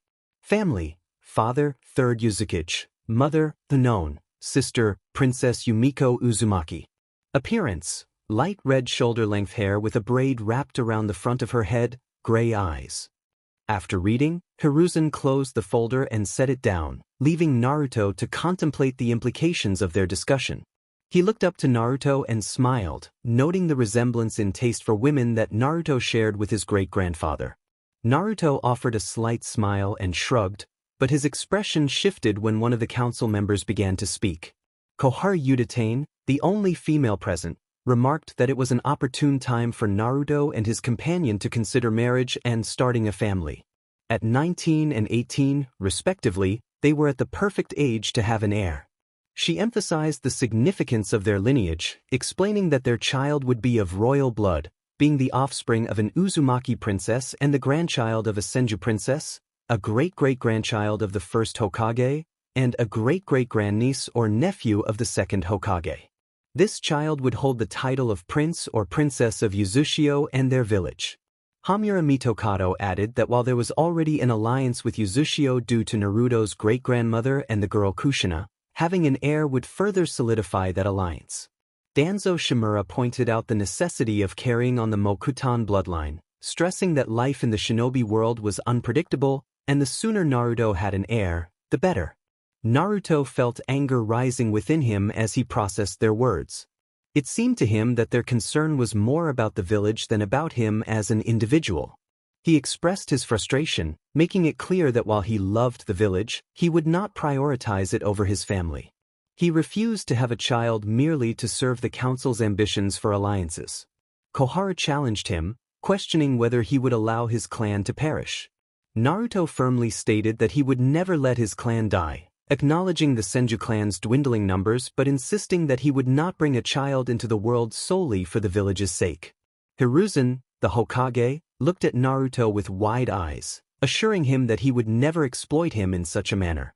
Naruto acknowledged Hiruzen's integrity but pointed out that the other 3 council members might not share the same values. In a surge of emotion, Naruto stood up and left the room, swinging the door open with such force that it nearly came off its hinges. He exited and slammed the door behind him, causing cracks to appear on the wall. The council learned a valuable lesson that day. Naruto possessed the strength and fiery spirit of his mother, and he was not to be trifled with. Tsunade sat up, trying to catch her breath, and smiled at Naruto, expressing her pride in him. Naruto relaxed, feeling a sense of joy knowing his mother was proud. From a distance, Kushina watched the scene unfold, her mouth agape in shock as she wondered if she would ever be that strong. After returning home to the Senju compound, the 3 of them went to their bedrooms to freshen up. Once done, Naruto headed downstairs to prepare dinner. After an hour of cooking, he had created a magnificent traditional Japanese feast that included grilled mackerel, meat and potato stew, cucumber salad, miso soup, white rice, deep-fried shrimp, and stir-fried broccoli. Jiraiya stopped by to see Tsunade during dinner, determined to enjoy the meal. After savoring the delicious food, they indulged in cakes from the refrigerator, one for Mito and the other for Tsunade. During the meal, Nawaki presented Mito with a gift, a necklace and matching earrings, while Naruto gifted Tsunade flowers crafted from his Mokutan abilities. Once they finished eating, Jiraiya inquired about Naruto's plans to marry Ritsu. Naruto dismissed the question, stating it was none of Jiraiya's business. Jiraiya then asked about children and how many Naruto intended to have. Angered by the probing, Naruto unleashed his enhanced strength on Jiraiya, sending him flying. The Byakugan seal reappeared on Naruto's forehead after the punch, causing gasps from the others. Tsunade noted the return of the seal, and Naruto, though shocked, smiled. Kushina then noticed a red streak in Naruto's hair and asked about it. As Naruto walked home from the Hokage Tower, he seethed with anger, contemplating how he could confront the council members. He was furious at their demands for him to produce an heir, insisting he would have a child on his own terms, not because of their pressure. While walking through the village, the villagers greeted him, but sensing his bad mood, they quickly returned to their business. At the Senju compound, Tsunade and Jiraiya were engaged in conversation while Mito listened, sipping her tea. Kushina was still with her team, and Shizen had not visited that day. The front door swung open, revealing Naruto, who tried to close it gently but ended up slamming it shut. Jiraiya asked Naruto what the Hokage wanted, but Naruto remained silent, his anger palpable. Tsunade, noticing her son's demeanor, grew concerned as he angrily removed his shoes and headed upstairs. Before he could reach his room, Tsunade called out to him, asking what was wrong. Like any typical teenager, Naruto replied with a dismissive, "Nothing," and continued on his way, but Tsunade insisted he return. With a sigh, Naruto turned back and walked downstairs to his mother. Tsunade shifted to the left side of the couch, Jiraiya to the right, leaving space for Naruto in the middle. Mito set her cup down, eager to hear what Naruto had to say. Naruto sat between his mother and Jiraiya, reluctant to discuss his feelings. Tsunade moved closer, holding his hand, and asked again what was troubling him. Concerned expressions crossed the faces of Mito and Jiraiya. They had seen Naruto angry before, but this was different. Taking a deep breath, Naruto began to explain.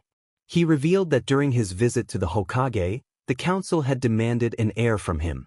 Hearing this, Tsunade, Jiraiya, and Mito felt a surge of anger. Jiraiya expressed his frustration, calling the council members BSTRDS. Naruto continued, explaining that the council believed he should have a child with Ritsu, given their ages and her noble lineage as the daughter of the third Uzukage. They saw this union as a way to strengthen alliances between Uzushio and the village, particularly since Naruto was the great-grandson of the first Hokage and the great-grandnephew of the second Hokage. They also mentioned the need to continue the Mokutan bloodline, a point that particularly angered them, knowing it was Danzo's obsession. The council's disregard for Naruto's feelings, viewing him merely as a means to an end, only fueled their outrage.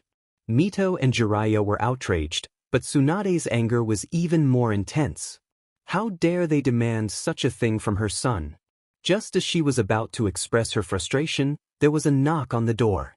It couldn't be Kushina, as she had a key, but it might be Shizune.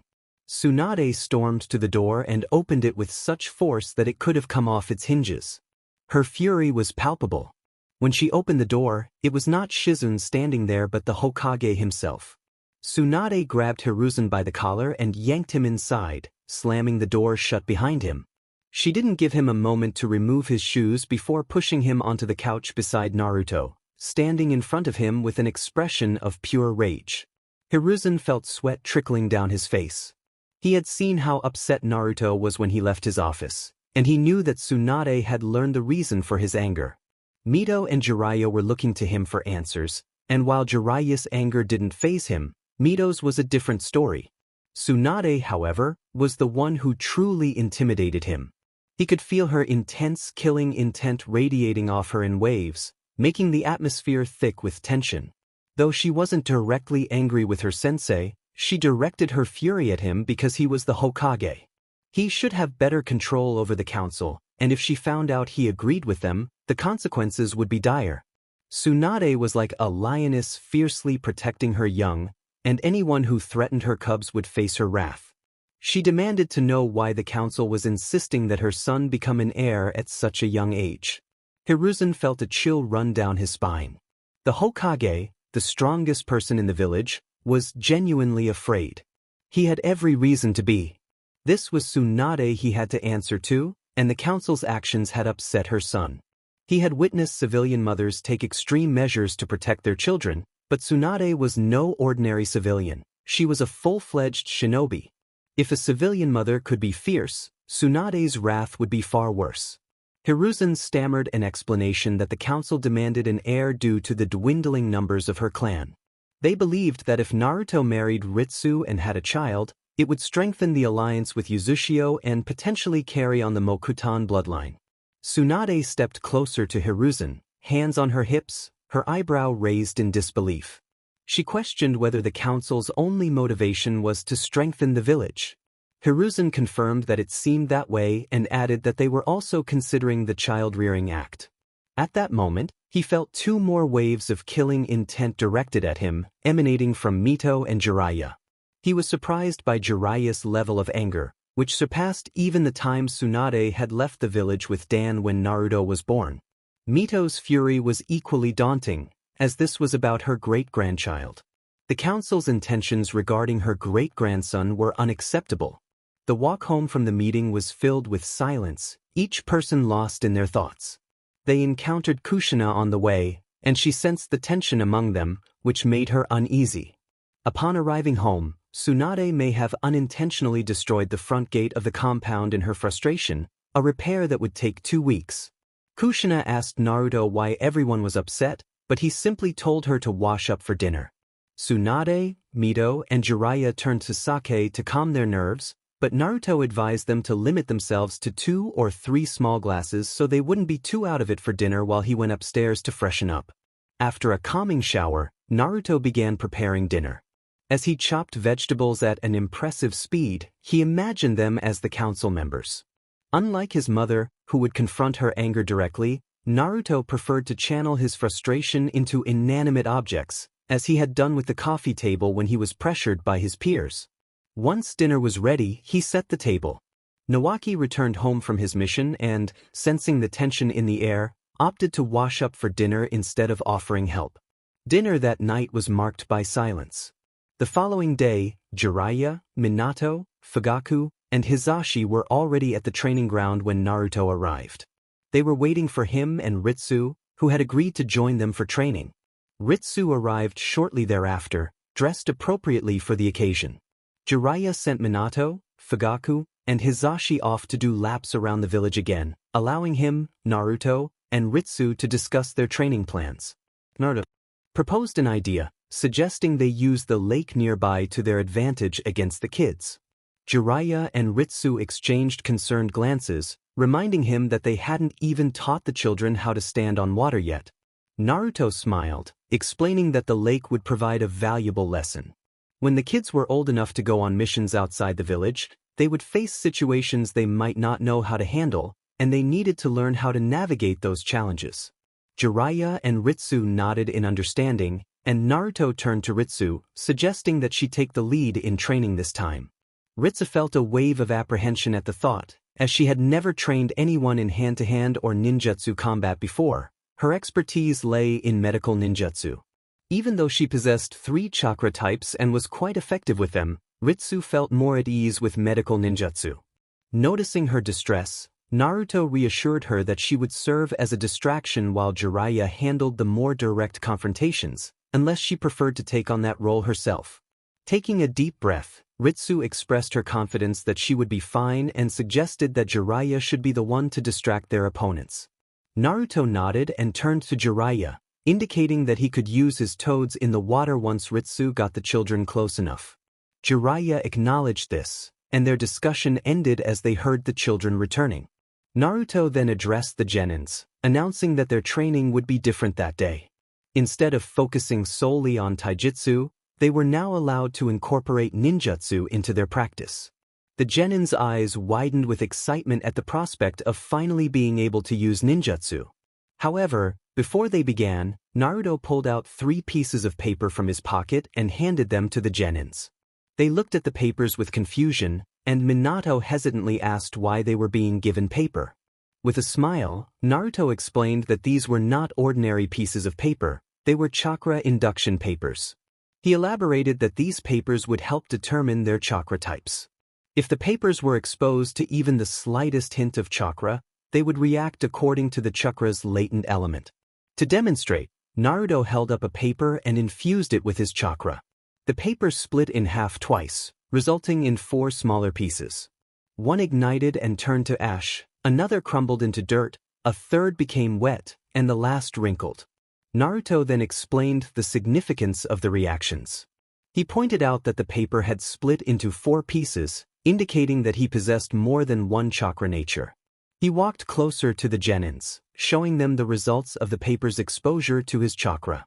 He noted that the paper would split into 2 when exposed to wind chakra, but since he had 4 chakra natures, it had split into 4. He dropped the ashes on the ground, explaining that the paper ignited and turned to ash when exposed to fire chakra. He then let the crumbled dirt fall, clarifying that the paper would turn to dirt and crumble when exposed to earth chakra. Finally, he dropped the wrinkled paper, stating that it would wrinkle when exposed to lightning chakra. The kids looked at Naruto with awe. He possessed mastery over every known element. Naruto held out the papers to the boys, explaining that these would help them discover their chakra types. The boys eagerly took their papers and began to channel their chakra. Minato's paper split in two, Fugaku's ignited and turned to ash, while Hisashi's became wet. Seeing the boys' chakra types brought smiles to Naruto, Jiraiya, and Ritsu. The boys were one step closer to becoming fully enhanced shinobis. Jiraiya clapped his hands together, proud of his students. He began explaining the important aspects of their chakra types, starting with Minato, but also addressing Fugaku and Hisashi. Jiraiya explained that most wind release techniques are performed by making chakra sharp and thin, but wind can also be generated as a large, concussive force to overwhelm a target. Wind techniques are primarily short to mid-range offensive techniques that combine brute force and precision to deal cutting damage. They are performed by generating air circulation, which can be enhanced through this method. Wind-natured chakra can also be channeled into blades to increase their cutting power and overall range. Additionally, wind release specializes in deflecting and reflecting attacks. Ritsu stepped forward to elaborate. She explained that wind is strong against lightning as it acts as a natural electrical insulator, but weak against fire, which feeds the flames. Wind can be used in conjunction with fire release to augment its strength, and it can also enhance water release to increase its concussive power. Naruto then turned to Fugaku, acknowledging that he likely already knew about his chakra type as an Uchiha. He explained that fire release involves molding superheated chakra before releasing it, commonly associated with the tiger hand seal. Fire techniques are mid to long range and cause combustive damage.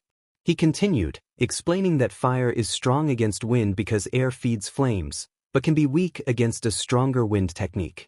Fire is weak against water, which extinguishes flames, but can be combined with wind to enhance its power or with lightning to alter weather conditions. Ritsu then turned to Hisashi to explain water release.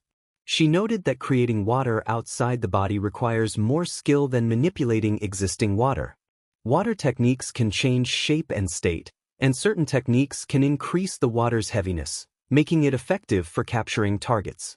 Offensive water techniques can inflict harm through sudden force, potentially causing significant internal damage. She explained that water is strong against fire, as it extinguishes flames, but weak against earth, which can dissipate its force. Water release can be combined with lightning to enhance electrical flow and damage, and it can also work with wind to increase the destructive power of water techniques. Jiraiya concluded that these were the essential aspects of their chakra types. Ritsu added that they should also be aware of lightning and earth. She demonstrated by exposing a paper to her chakra, which split in two, one side becoming wet and the other wrinkled. She explained that lightning release allows the user to generate electricity by increasing the vibrations of their chakra, which can paralyze targets. While uncommon, lightning can be infused into bladed weapons for increased piercing power. Lightning is strong against earth, as it travels easily through it, but weak against wind, which insulates electricity. Lightning can also interact uniquely with water, as water conducts electricity, increasing the damage of lightning techniques. Naruto then explained earth release, which allows manipulation of the surrounding earth for both offensive and defensive purposes. Earth techniques can change the strength and composition of the earth, allowing for various applications, including travel through ground or rock.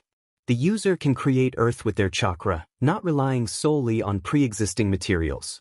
He noted that earth is strong against water as it can absorb it, but weak against lightning, which can easily break apart the ground. Just when they thought they had learned everything about chakra natures, Naruto introduced another important topic, his bloodline, Mokutan.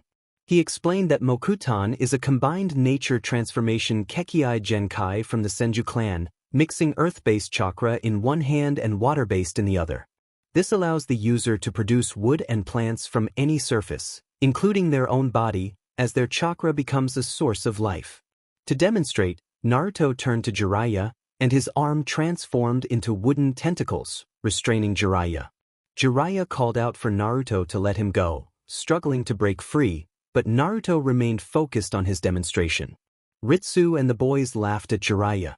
Naruto, still holding Jiraiya in place, turned back to the group to continue his explanation. He shared that, aside from himself, his great-grandfather was the only one to have naturally possessed wood release. This ability was one of the reasons his ancestor was named the first Hokage, as he used his would-release secret technique to create the foundation of the village. This technique also allowed him to reshape battlefields to his advantage. It was known that Azura Otsutsuki was the first person to possess this Kekkai Genkai. Wood-release was highly sought after for its ability to suppress and control the chakra of a tailed beast and, by extension, its Jinchuriki. Hashirama's necklace, when used with his Hokage-style 60-year-old technique, helped in controlling a tailed beast. The boys listened intently, fascinated by their sensei's bloodline, which was famous and foundational to the village. Finally free from Naruto's wood tentacles, Jiraiya clapped his hands to get everyone's attention. He announced that they would teach the three of them some easy techniques, starting with water. He asked Ritsu to demonstrate. Ritsu nodded and turned to Hisashi, instructing him to pay close attention as she prepared to show him a basic C-rank water release. She led him to the entrance of the forest and explained that the technique was called Mizurappa, or Raging Wave. She detailed the hand seals needed, dragon, tiger, and hare, and noted that the technique was offensive, effective at short to mid-range. The strength of the technique depended on how much chakra was released. With that, Ritsu began to perform the hand seals, dragon, tiger, hare. She called out the technique, and a powerful surge of water erupted from her mouth, crashing into the trees and causing significant damage. Hisashi's eyes widened in amazement at the display of power from a C-rank technique. Jiraiya leaned toward Naruto and remarked on Ritsu's strength, but Naruto shot him a glare. Once Ritsu finished, she turned back to Hisashi and encouraged him to give it a try. Hisashi approached her, took a deep breath, and began to perform the hand seals. He added more chakra to his technique, hoping to match Ritsu's earlier performance. When he released the water, it was strong enough to break one tree and strip the bark off another. Ritsu looked at Hisashi with pride, complimenting his effort. He smiled but soon fell to his knees, breathing heavily. Ritsu encouraged him to rest and then turned her attention to Jiraiya, eager to know the next steps. Jiraiya suggested that Naruto teach Minato while he would instruct Fugaku. Naruto agreed and approached Minato with a smile. He explained that he would teach him a C-rank technique suited to his chakra nature.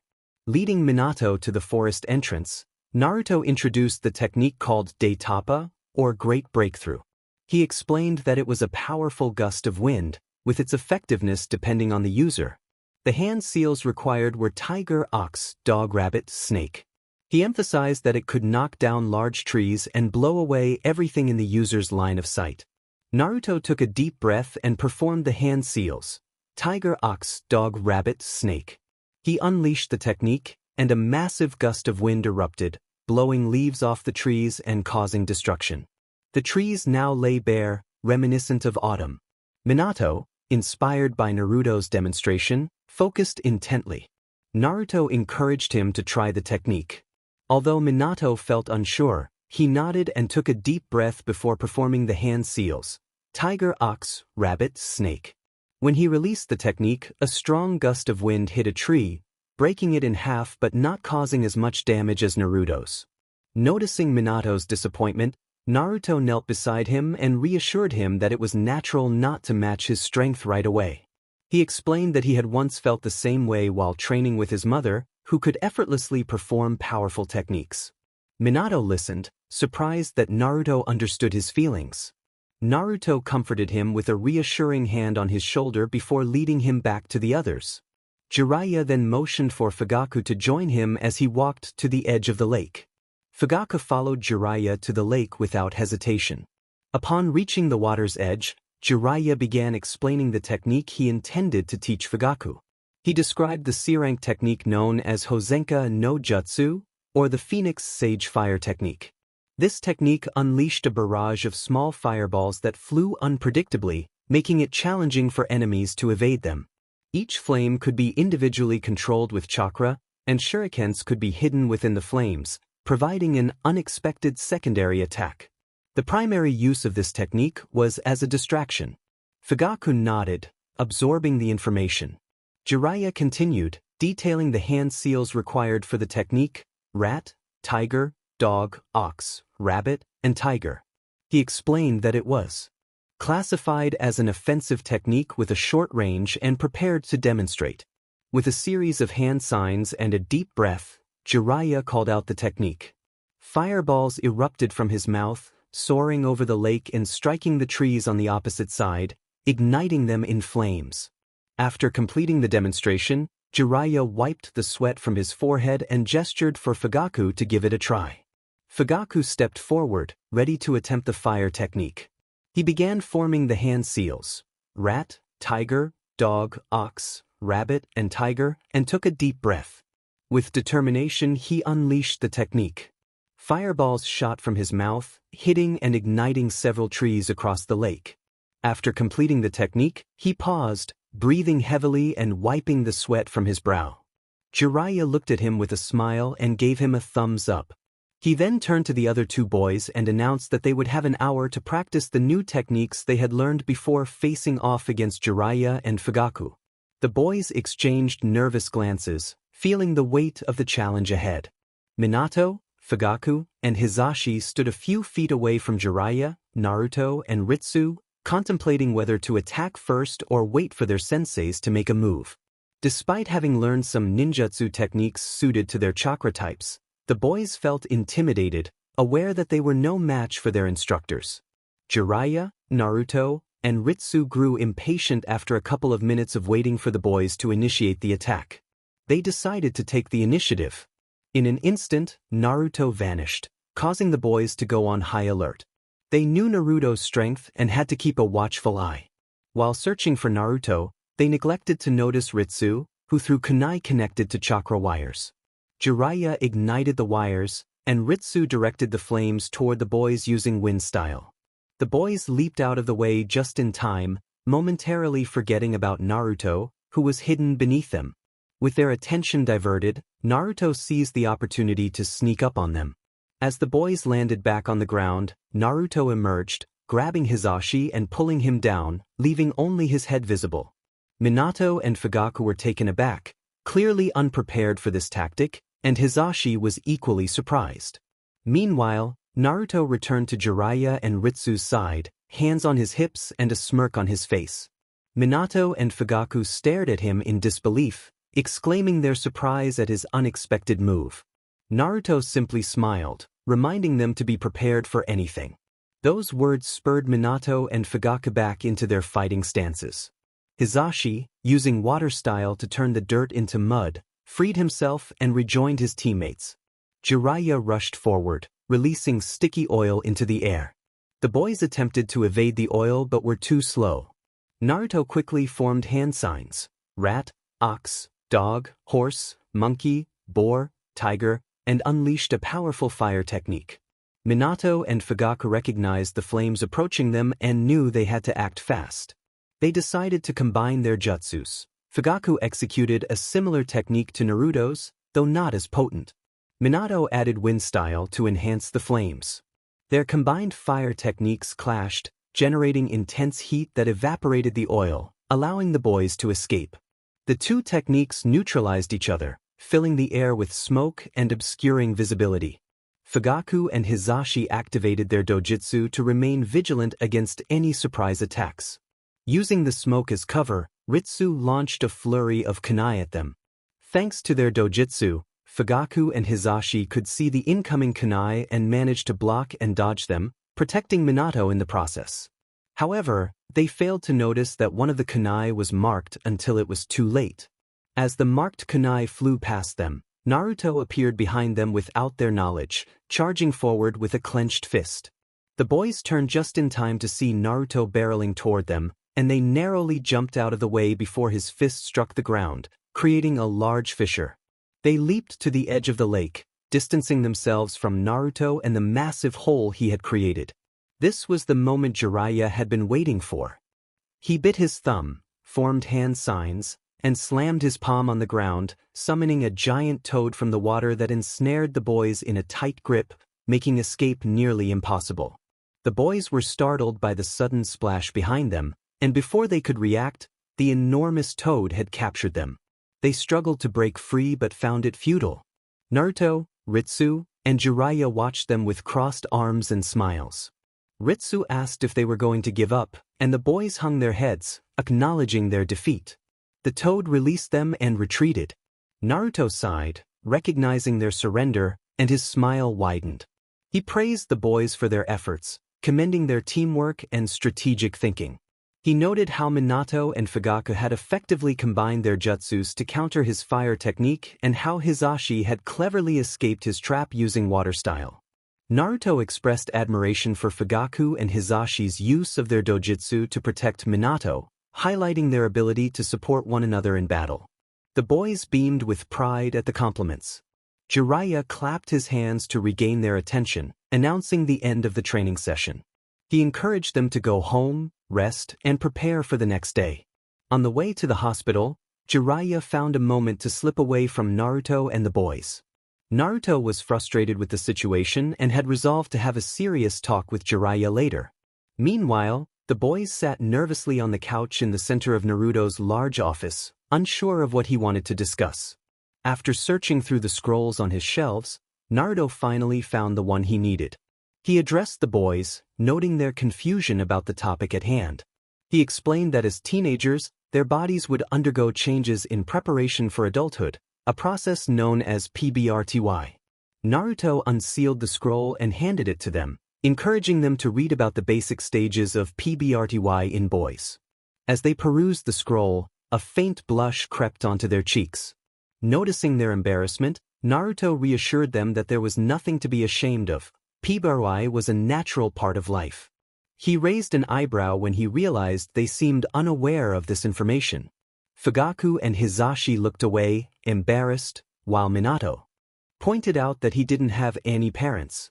Naruto acknowledged Minato's situation but urged Fugaku and Hizashi to discuss this with their parents. After an hour of explaining the male anatomy and the changes that come with PBRTY, an awkward silence settled over the boys. Naruto waited patiently for them to process the information. Finally, Minato broke the silence, asking if every guy went through these changes.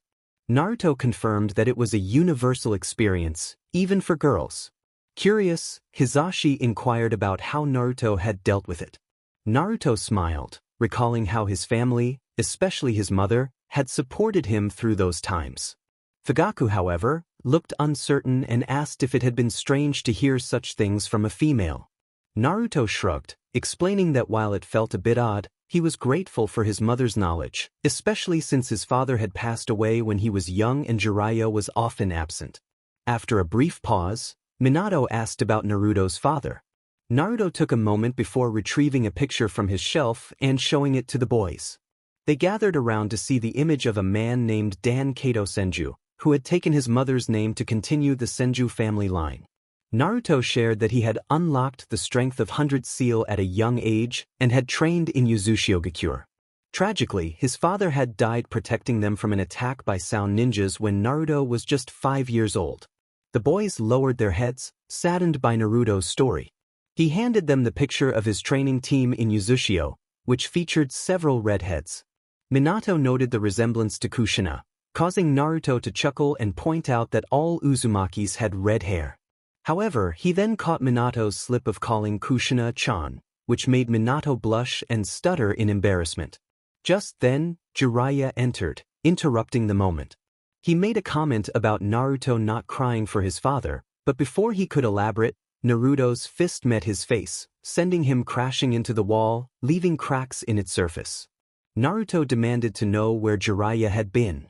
Hizashi, still processing the earlier revelation, asked Jiraiya why Naruto hadn't cried. Jiraiya explained that Naruto had felt the need to be strong as the only male in the household. Minato, confused, pointed out that as a child, it was unrealistic for Naruto to think he could protect his family. Naruto felt tears welling up as he recalled his painful past, believing he needed to protect his mother from the pain of losing his father. Jiraiya reminded him that he had trained tirelessly to suppress his emotions, neglecting his own grief.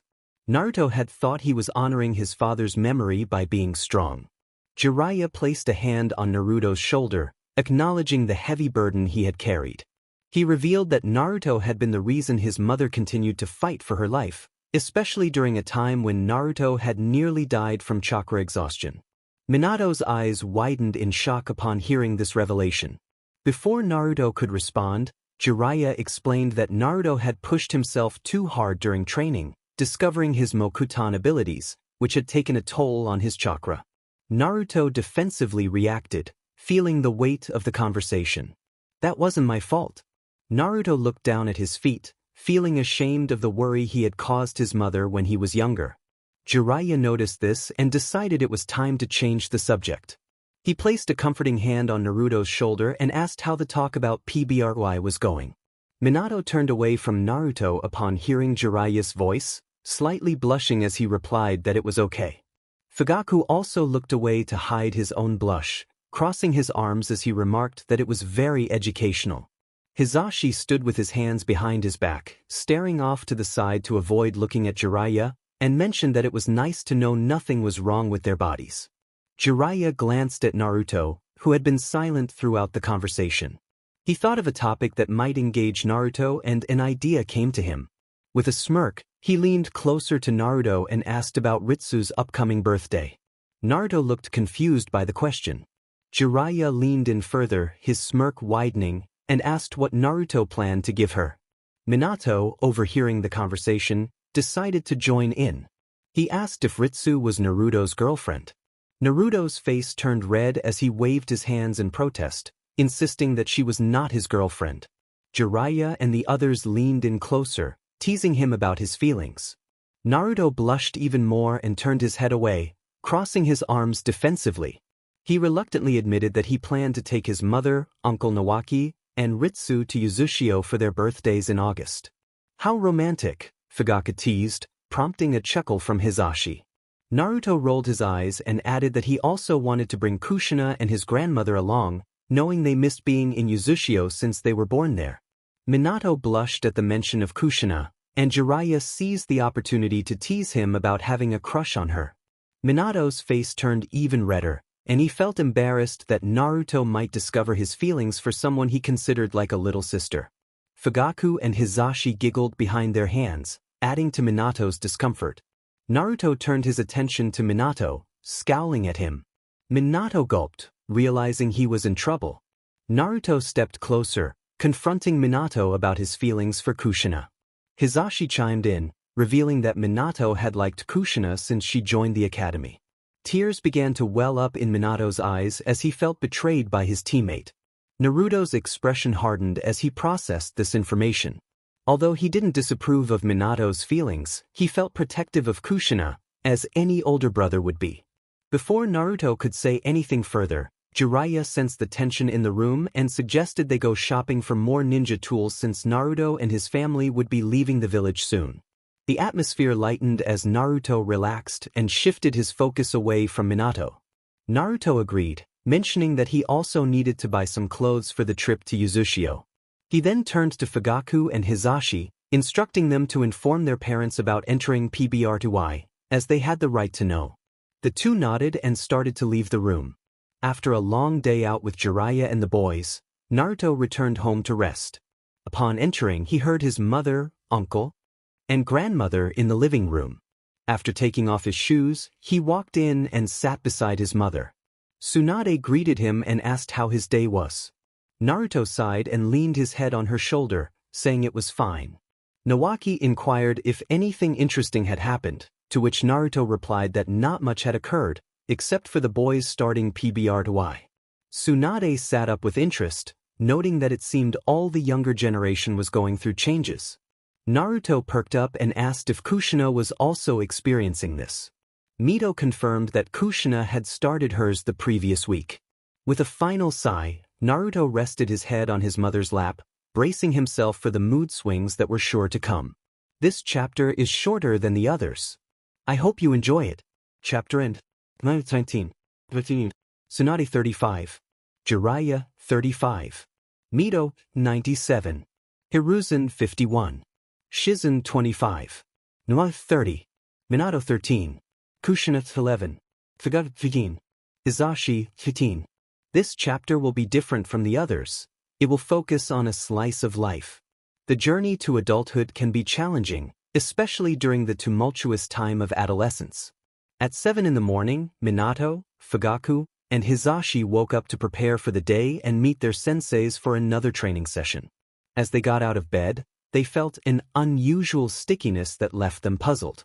They worried they might have had an accident during the night and hesitated to tell their parents, fearing embarrassment. They quickly changed their bed sheets, washed up, and got ready for the day. Time passed, and Naruto and Jiraiya waited at the training grounds for the boys to arrive. After a few moments, they spotted the teens approaching. Naruto, being observant, noticed something on their faces. As a doctor, he recognized it as the onset of PBRY, specifically a few pimples that had appeared unexpectedly. He crossed his arms and chuckled softly. Understanding the significance of this change, Naruto nudged Jiraiya to get his attention. He suggested they give the boys a break, explaining that they were becoming young adults. Jiraiya looked puzzled, prompting Naruto to clarify that the boys were experiencing PBRY. Jiraiya finally understood and agreed that a break would be beneficial for the boys to process these changes. Jiraiya called the boys over, interrupting their stretching exercises. Their faces brightened at the news of a break. Naruto smiled, expressing that they could spend some quality time together. Jiraiya, feeling uneasy about the topic, tried to excuse himself, claiming he had important matters to attend to. However, Naruto playfully pulled him back, insisting he join them or face the consequences. Reluctantly, Jiraiya stayed, and Naruto turned his attention back to the boys. With a smile, he suggested they head to his office at the hospital for an important discussion. The three boys exchanged glances, each feeling a mix of curiosity and unease. Chapter End. The wait may be long, as my mom took away all my electronics last Saturday for a minor issue. I only have my phone back, but I need my computer to update. Hopefully, I can retrieve my computer and tablet by Saturday or Sunday. I managed to send this message by asking my mom for my computer to take notes for history class, which was a little white lie. Please bear with me, and I promise to update as soon as I can get my computer back. Chapter End. Flashback. Tsunade asked Naruto how his day had been. He sighed and leaned his head on his mother's shoulder, saying it was fine. Nawaki inquired if anything interesting had happened, and Naruto sighed again, mentioning that the boys were starting to go through changes. Tsunade sat up with interest, noting that it seemed like all the younger generation was experiencing their transformations. Naruto asked if Kushina was going through it too, and Mito confirmed that she had started her changes the previous week. Naruto sighed one last time and rested his head on his mother's lap, commenting that the mood swings were about to begin. The week before, Kushina woke up early that morning to meet her team at the training grounds. However, she felt strange, her body ached, and she woke up in a sweat. She quickly took a shower to avoid being late. By the time she finished, she felt slightly better, but the discomfort remained. Heading downstairs for breakfast, she grabbed an apple and juice and asked Tsunade for some pain relief. Tsunade looked at her with concern and asked why she needed it. Kushina simply replied that her body ached. After taking the pills with water, she rushed out the door before Tsunade could say anything else. Tsunade watched her leave, raising an eyebrow, sensing something was amiss but deciding to wait for more information. At the training grounds, Kushina attempted a sneak attack on Haruka, causing the ground to shake as she punched it, narrowly missing her sensei. Haruka managed to land safely, but just as she thought she was in the clear, Mikoto appeared and tried to trap her in a genjutsu. Kushina looked away too late, finding herself unable to move as the ground seemed to bind her feet. She attempted to break free but discovered her hands were caught in an earth-style technique. Looking up, she saw Mabuki making hand signs, and knowing Mabuki could only use water techniques, Kushina thought that a strong fire technique might evaporate the water. Haruka, despite being bound, took a deep breath and called out her own fire technique. The two techniques clashed, creating a cloud of steam in the air. Haruka focused on the spot where she had last seen Mabuki, but suddenly, she was struck from the side by Kushina. The impact sent her crashing into the ground, breaking the genjutsu. Kushina stood over Haruka, cracking her knuckles. Haruka lay in the crater for a moment before slowly getting up, her body aching from the encounter. She thought to herself how aggressive the girls had become and noticed changes in their appearances, including a small blemish on Kushina's cheek. Haruka smiled and stood tall, declaring that practice was over for the day. She winced in pain, clutching her side where Kushina had hit her, and fell to the ground. Concerned, Kushina, Mikoto, and Mabuki rushed to her side. Kneeling down, Kushina began to heal her, apologizing for hitting so hard. Haruka smiled and reassured her that it was okay. After a minute, Kushina finished healing her and offered her a food pill to help regain her energy. Once Haruka felt well enough, she stood up, suggesting they go get something to eat since she was starving. The girls giggled and ran off toward the village, with Haruka following behind. In the village, after shopping for new clothes, they stopped at Yakiniku-Q for lunch. While they chatted, Kushina suddenly felt unwell, her stomach hurting. She clutched her abdomen, wincing in pain. Her friends noticed her discomfort and asked if she was all right. Kushina admitted she didn't feel well and thought it best to go home. Despite barely touching her food, she placed some change on the table, bid her friends goodbye, and left, leaving them puzzled.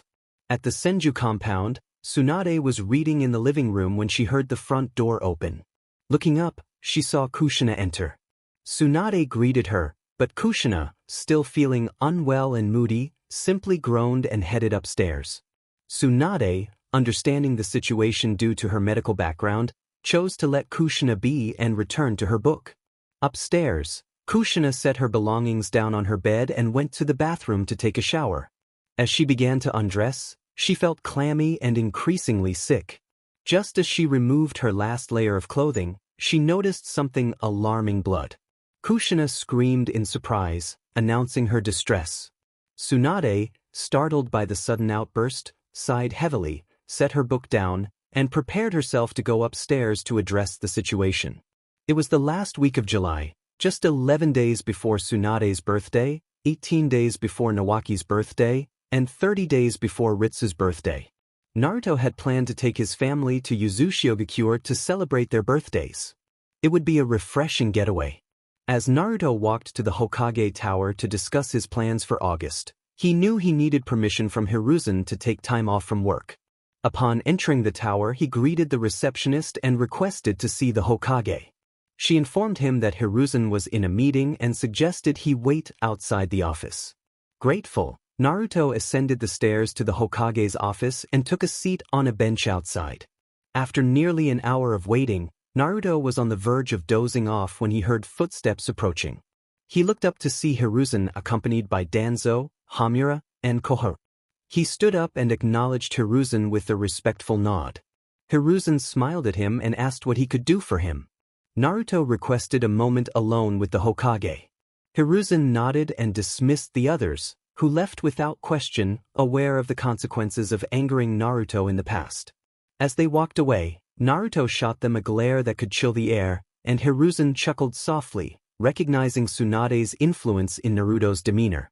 Once inside Hiruzen's office, the Hokage took his seat behind the desk while Naruto remained standing. Hiruzen inquired about the purpose of Naruto's visit. With a sigh, Naruto explained that his mother's and uncle's birthdays were approaching as well as Ritsu's, and he wanted to take his family to Uzushio to celebrate. Hiruzen leaned forward, asking how long Naruto intended to be away. Naruto replied that he planned to take the whole month off. Hiruzen leaned back in his chair, contemplating the request.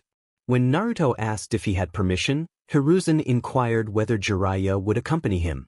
Naruto confirmed he would be traveling alone, prompting Hiruzen to note that he would need to arrange for someone to manage the hospital in his absence. Naruto acknowledged this, and after a moment of thought, Hiruzen agreed to the time off, asking when Naruto would leave. He replied that he would depart the following Sunday. The scene shifted to Saturday, where Minato wiped sweat from his forehead and confirmed Naruto's departure. When asked what they would do in his absence, Naruto mentioned that Jiraiya would help them train for the upcoming Chunin exams. Minato and Hisashi exchanged confused glances, while Fugaku listened intently from the background. Naruto and Jiraiya were surprised that they were unaware of the Chunin exams. Naruto took the opportunity to explain that the exams were established by his great-grand-uncle, the second Hokage, Tobirama Senju. He detailed how the exams provided Genin the chance to be promoted to Chunin, emphasizing that success in the exams did not guarantee promotion, nor did failure prevent it. The observing Hokage or daimyo would make the final decision based on the genin's displayed qualities, regardless of their performance in the exams. After the explanation, Minato hesitantly asked if Kushina would be accompanying Naruto to Uzushio. Naruto narrowed his eyes at Minato's question, while Fugaku and Hizashi snickered quietly, and Jiraiya grinned at the exchange. For a moment, Minato felt flustered under Naruto's intense gaze, momentarily forgetting how to respond. Naruto was curious about how Kushina would prepare for the Chunin exams. Jiraiya burst into laughter, but Naruto shot him a look that reminded him of Tsunade, which made Jiraiya nearly lose control. Naruto then turned to Minato and declared that he would train Kushina while they were in Uzushio.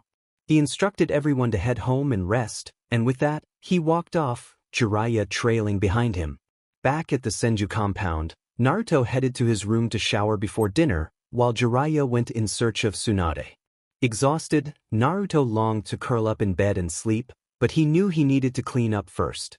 As he showered, he reflected on Minato's feelings for Kushina. He didn't want to interfere with their relationship, but he viewed Kushina as a little sister and couldn't bear the thought of her getting hurt. Even though Minato was his student, Naruto felt a protective instinct rise within him.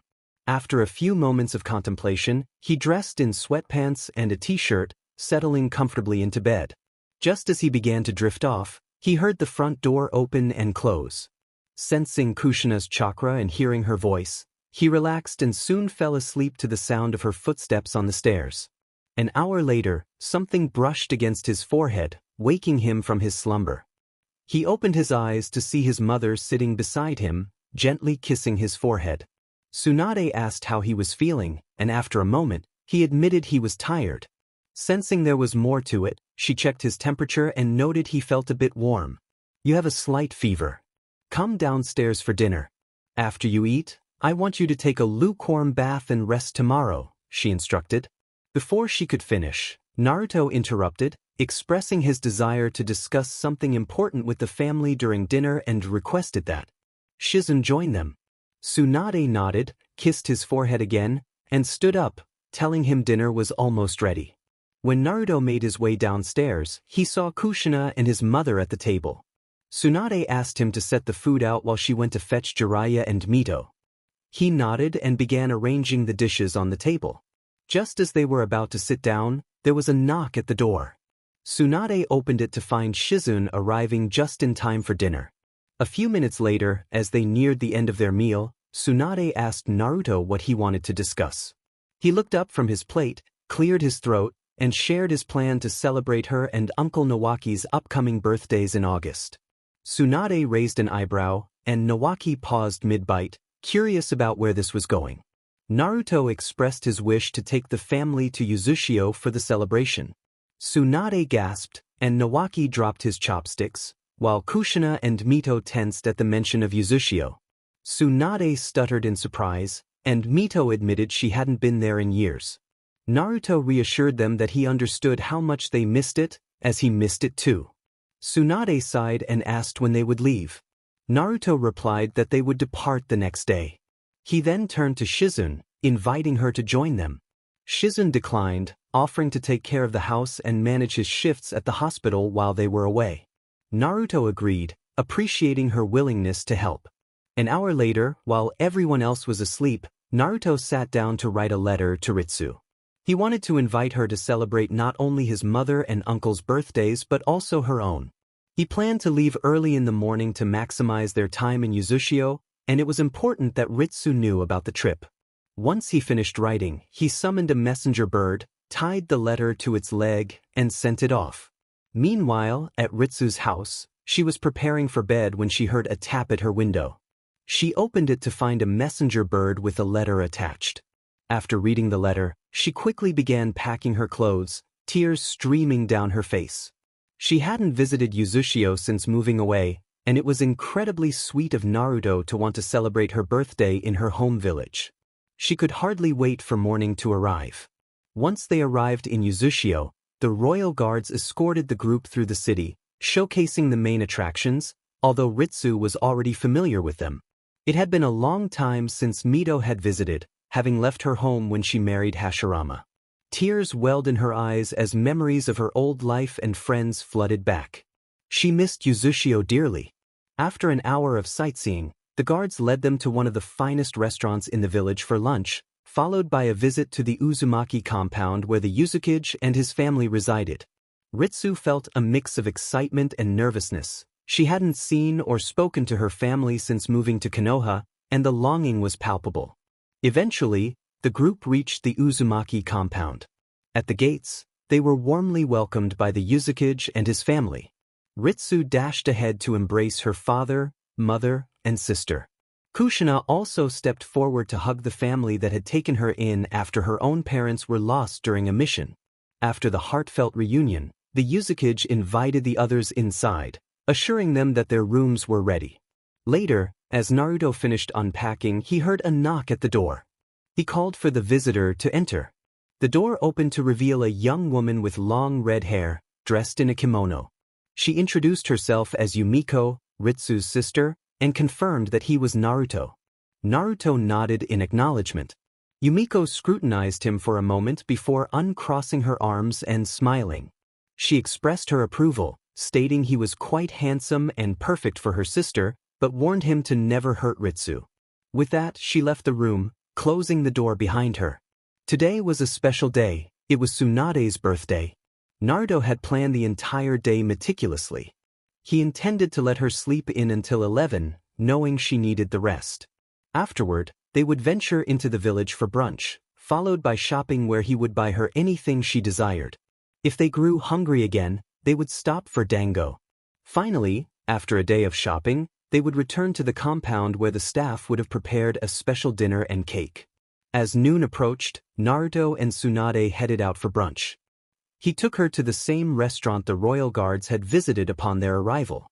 They ordered nearly everything on the brunch menu, and Tsunade insisted on having some sake. After their meal, they set off for shopping, exploring various shops and picking up items Tsunade had wanted since their arrival. They spent so much time shopping that they decided to grab dango before continuing. As the sun began to set, they made their way back to the compound. By the time they arrived, darkness had fallen, and the lights were off. Tsunade, ever vigilant as a kunoichi, was on high alert. Naruto, aware of the surprise waiting for her, remained calm as he walked behind her. Being sensors, they navigated the dark with ease. The day before, Naruto had asked everyone to suppress their chakra so Tsunade wouldn't sense them. Somehow, Naruto managed to get in front of his mother and led her to the dining area where everyone was hiding. He paused and called out to her. Tsunade turned, curious about what was wrong. Suddenly, all the lights turned on, and everyone jumped out from behind the furniture, shouting a cheerful birthday greeting. Tsunade was taken by surprise, and Naruto laughed as he kissed her cheek and discreetly took the kunai she had hidden behind her back, wishing her a happy birthday. Days passed, and soon it was Nawaki's birthday. Tsunade prepared breakfast in bed for her little brother, just as Naruto had done for her. In the afternoon, she took him out for lunch, making reservations at the same restaurant Naruto had chosen for her birthday. By the time they returned, night had fallen, and the staff had prepared a special dinner, complete with ice cream and cake. After a week, Ritsu's birthday finally arrived. Her family had planned a celebration, but they were not the only ones honoring her. As the second princess, all of Yuzushio was celebrating. A festival in her honor was scheduled for the afternoon. After breakfast, the royal family went to a private training ground behind the compound to assess Ritsu's progress in hand-to-hand combat since her time in Konoha. Excitement filled the air as everyone gathered outside to watch the sparring match. None of the Leaf Ninjas, except for Naruto, had seen Ritsu fight before. The Yuzukage proudly called for a volunteer to challenge his daughter. Before anyone could respond, Yumiko stepped forward, loudly nominating Naruto to fight her sister. Shocked, Naruto gasped as others voiced their agreement. Reluctantly, Naruto stepped forward. As he passed Yumiko, she whispered reassuring words, telling him he wouldn't hurt Ritsu. When he reached Ritsu, she echoed the sentiment, assuring him he wouldn't hurt her either. With a nod and a smile, he prepared for the match as their father announced the rules. Whoever could make the others submit would win. The spar lasted an hour, with Naruto managing to keep Ritsu from submitting despite her close attempts. After the match, they headed off to the festival. As night fell, the festival began to wind down. They enjoyed dinner at a restaurant, indulging in strawberries covered in sugar. It appeared to be Ritsu's favorite dessert. Now they were sitting on a hill, waiting for the fireworks to close out the festival. Ritsu sat beside Naruto, expressing her appreciation for everything he had done for her. Naruto smiled, a slight blush creeping onto his face. They settled into a comfortable silence, gazing up at the sky when the countdown for the fireworks began, reminiscent of New Year's Eve. Naruto started to fidget, the blush on his face deepening. He glanced away, taking deep breaths before turning back to face Ritsu. There was something he wanted to ask her. Ritsu turned to him, concern etched on her face. "Is something wrong?" she inquired. The blush on Naruto's face spread to his neck. He hesitated, gathering his courage. He wanted to know if she would be his girlfriend. Turning away, he felt his face heat up, unsure of how she would respond. As the countdown reached 5, he felt a gentle hand on the side of his face. Ritsu pulled him back to look into his eyes, where she saw a mix of love and worry. She smiled and drew him closer, sharing a kiss just as the fireworks erupted in the sky. Naruto's eyes widened in surprise, completely captivated by her. He was so focused on Ritsu that he barely noticed the fireworks going off around them. Once he regained his confidence, he closed his eyes and wrapped his arms around her waist, while she encircled his neck with her arms. After what felt like an eternity, they pulled back for air. Ritsu rested her head on Naruto's shoulder, a blush still on her cheeks. She teased him, wondering what had taken him so long, admitting she was almost ready to ask him out herself. Naruto laughed, pulling her closer, feeling a warmth in his heart. He silently conveyed his feelings, knowing that this moment was just the beginning of something beautiful. The morning had finally arrived.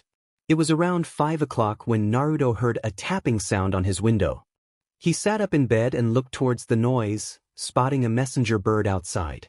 He opened the window and took the note from the bird's leg. The letter was from the Hokage, stating that a traveling ship from Uzushio would pick them up at 7 o'clock. Naruto rubbed his eyes and wrote a note, thanking the Hokage for his assistance, then sent the bird off. He went to the bathroom to wash up and made breakfast after waking everyone, informing them that they would be leaving at 6. After breakfast, everyone began packing the essentials for the trip. It was already 6 o'clock when Shizune and Jiraiya arrived before they were ready to leave. Jiraiya explained that he would be taking the boys on their first D-rank mission, and they would be departing around 8 o'clock. Finally, it was time to leave. As they departed, they exchanged farewells, with Shizune assuring them that she would take good care of the compound in their absence. At 7 o'clock, they reached the harbor, waiting for the ship to Uzushio. Suddenly, a few ANBU appeared, accompanied by the Hokage and Ritsu. Naruto felt a blush creep onto his cheeks upon seeing her but quickly composed himself as the Hokage began to speak. The Hokage mentioned that he knew Naruto was taking Ritsu with him and had decided to escort her. Naruto nodded in gratitude. Ritsu walked over to him, expressing her appreciation with a gentle kiss on the cheek before greeting Kushina and the others. Nawaki approached Naruto, teasing him and causing him to blush once more. Naruto playfully nudged his uncle and jogged over to Ritsu, engaging in conversation while his family watched from a distance. Nawaki remarked on how cute they looked together, and everyone else agreed, though Tsunade, ever the protective mother, merely glared at them. After a few minutes, the ship finally arrived. They boarded after saying their goodbyes to the Hokage. After a day of travel, they finally arrived at Uzushio-gakure. The journey had been surprisingly pleasant. Upon arrival, royal guards escorted them into the city, ensuring the safety of both the youngest princess, Ritsu, and the family of the late princess, Mito.